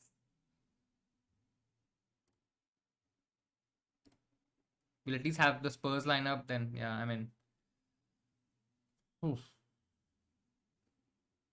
Let's see.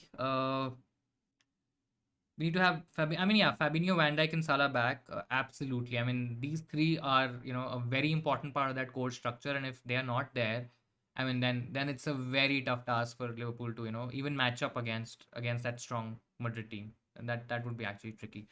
But let's go to Green.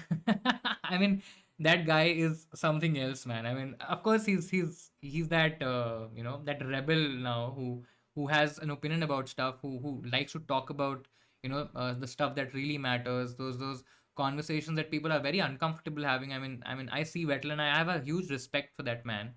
But yeah, I mean, he's been fun over the past few seasons.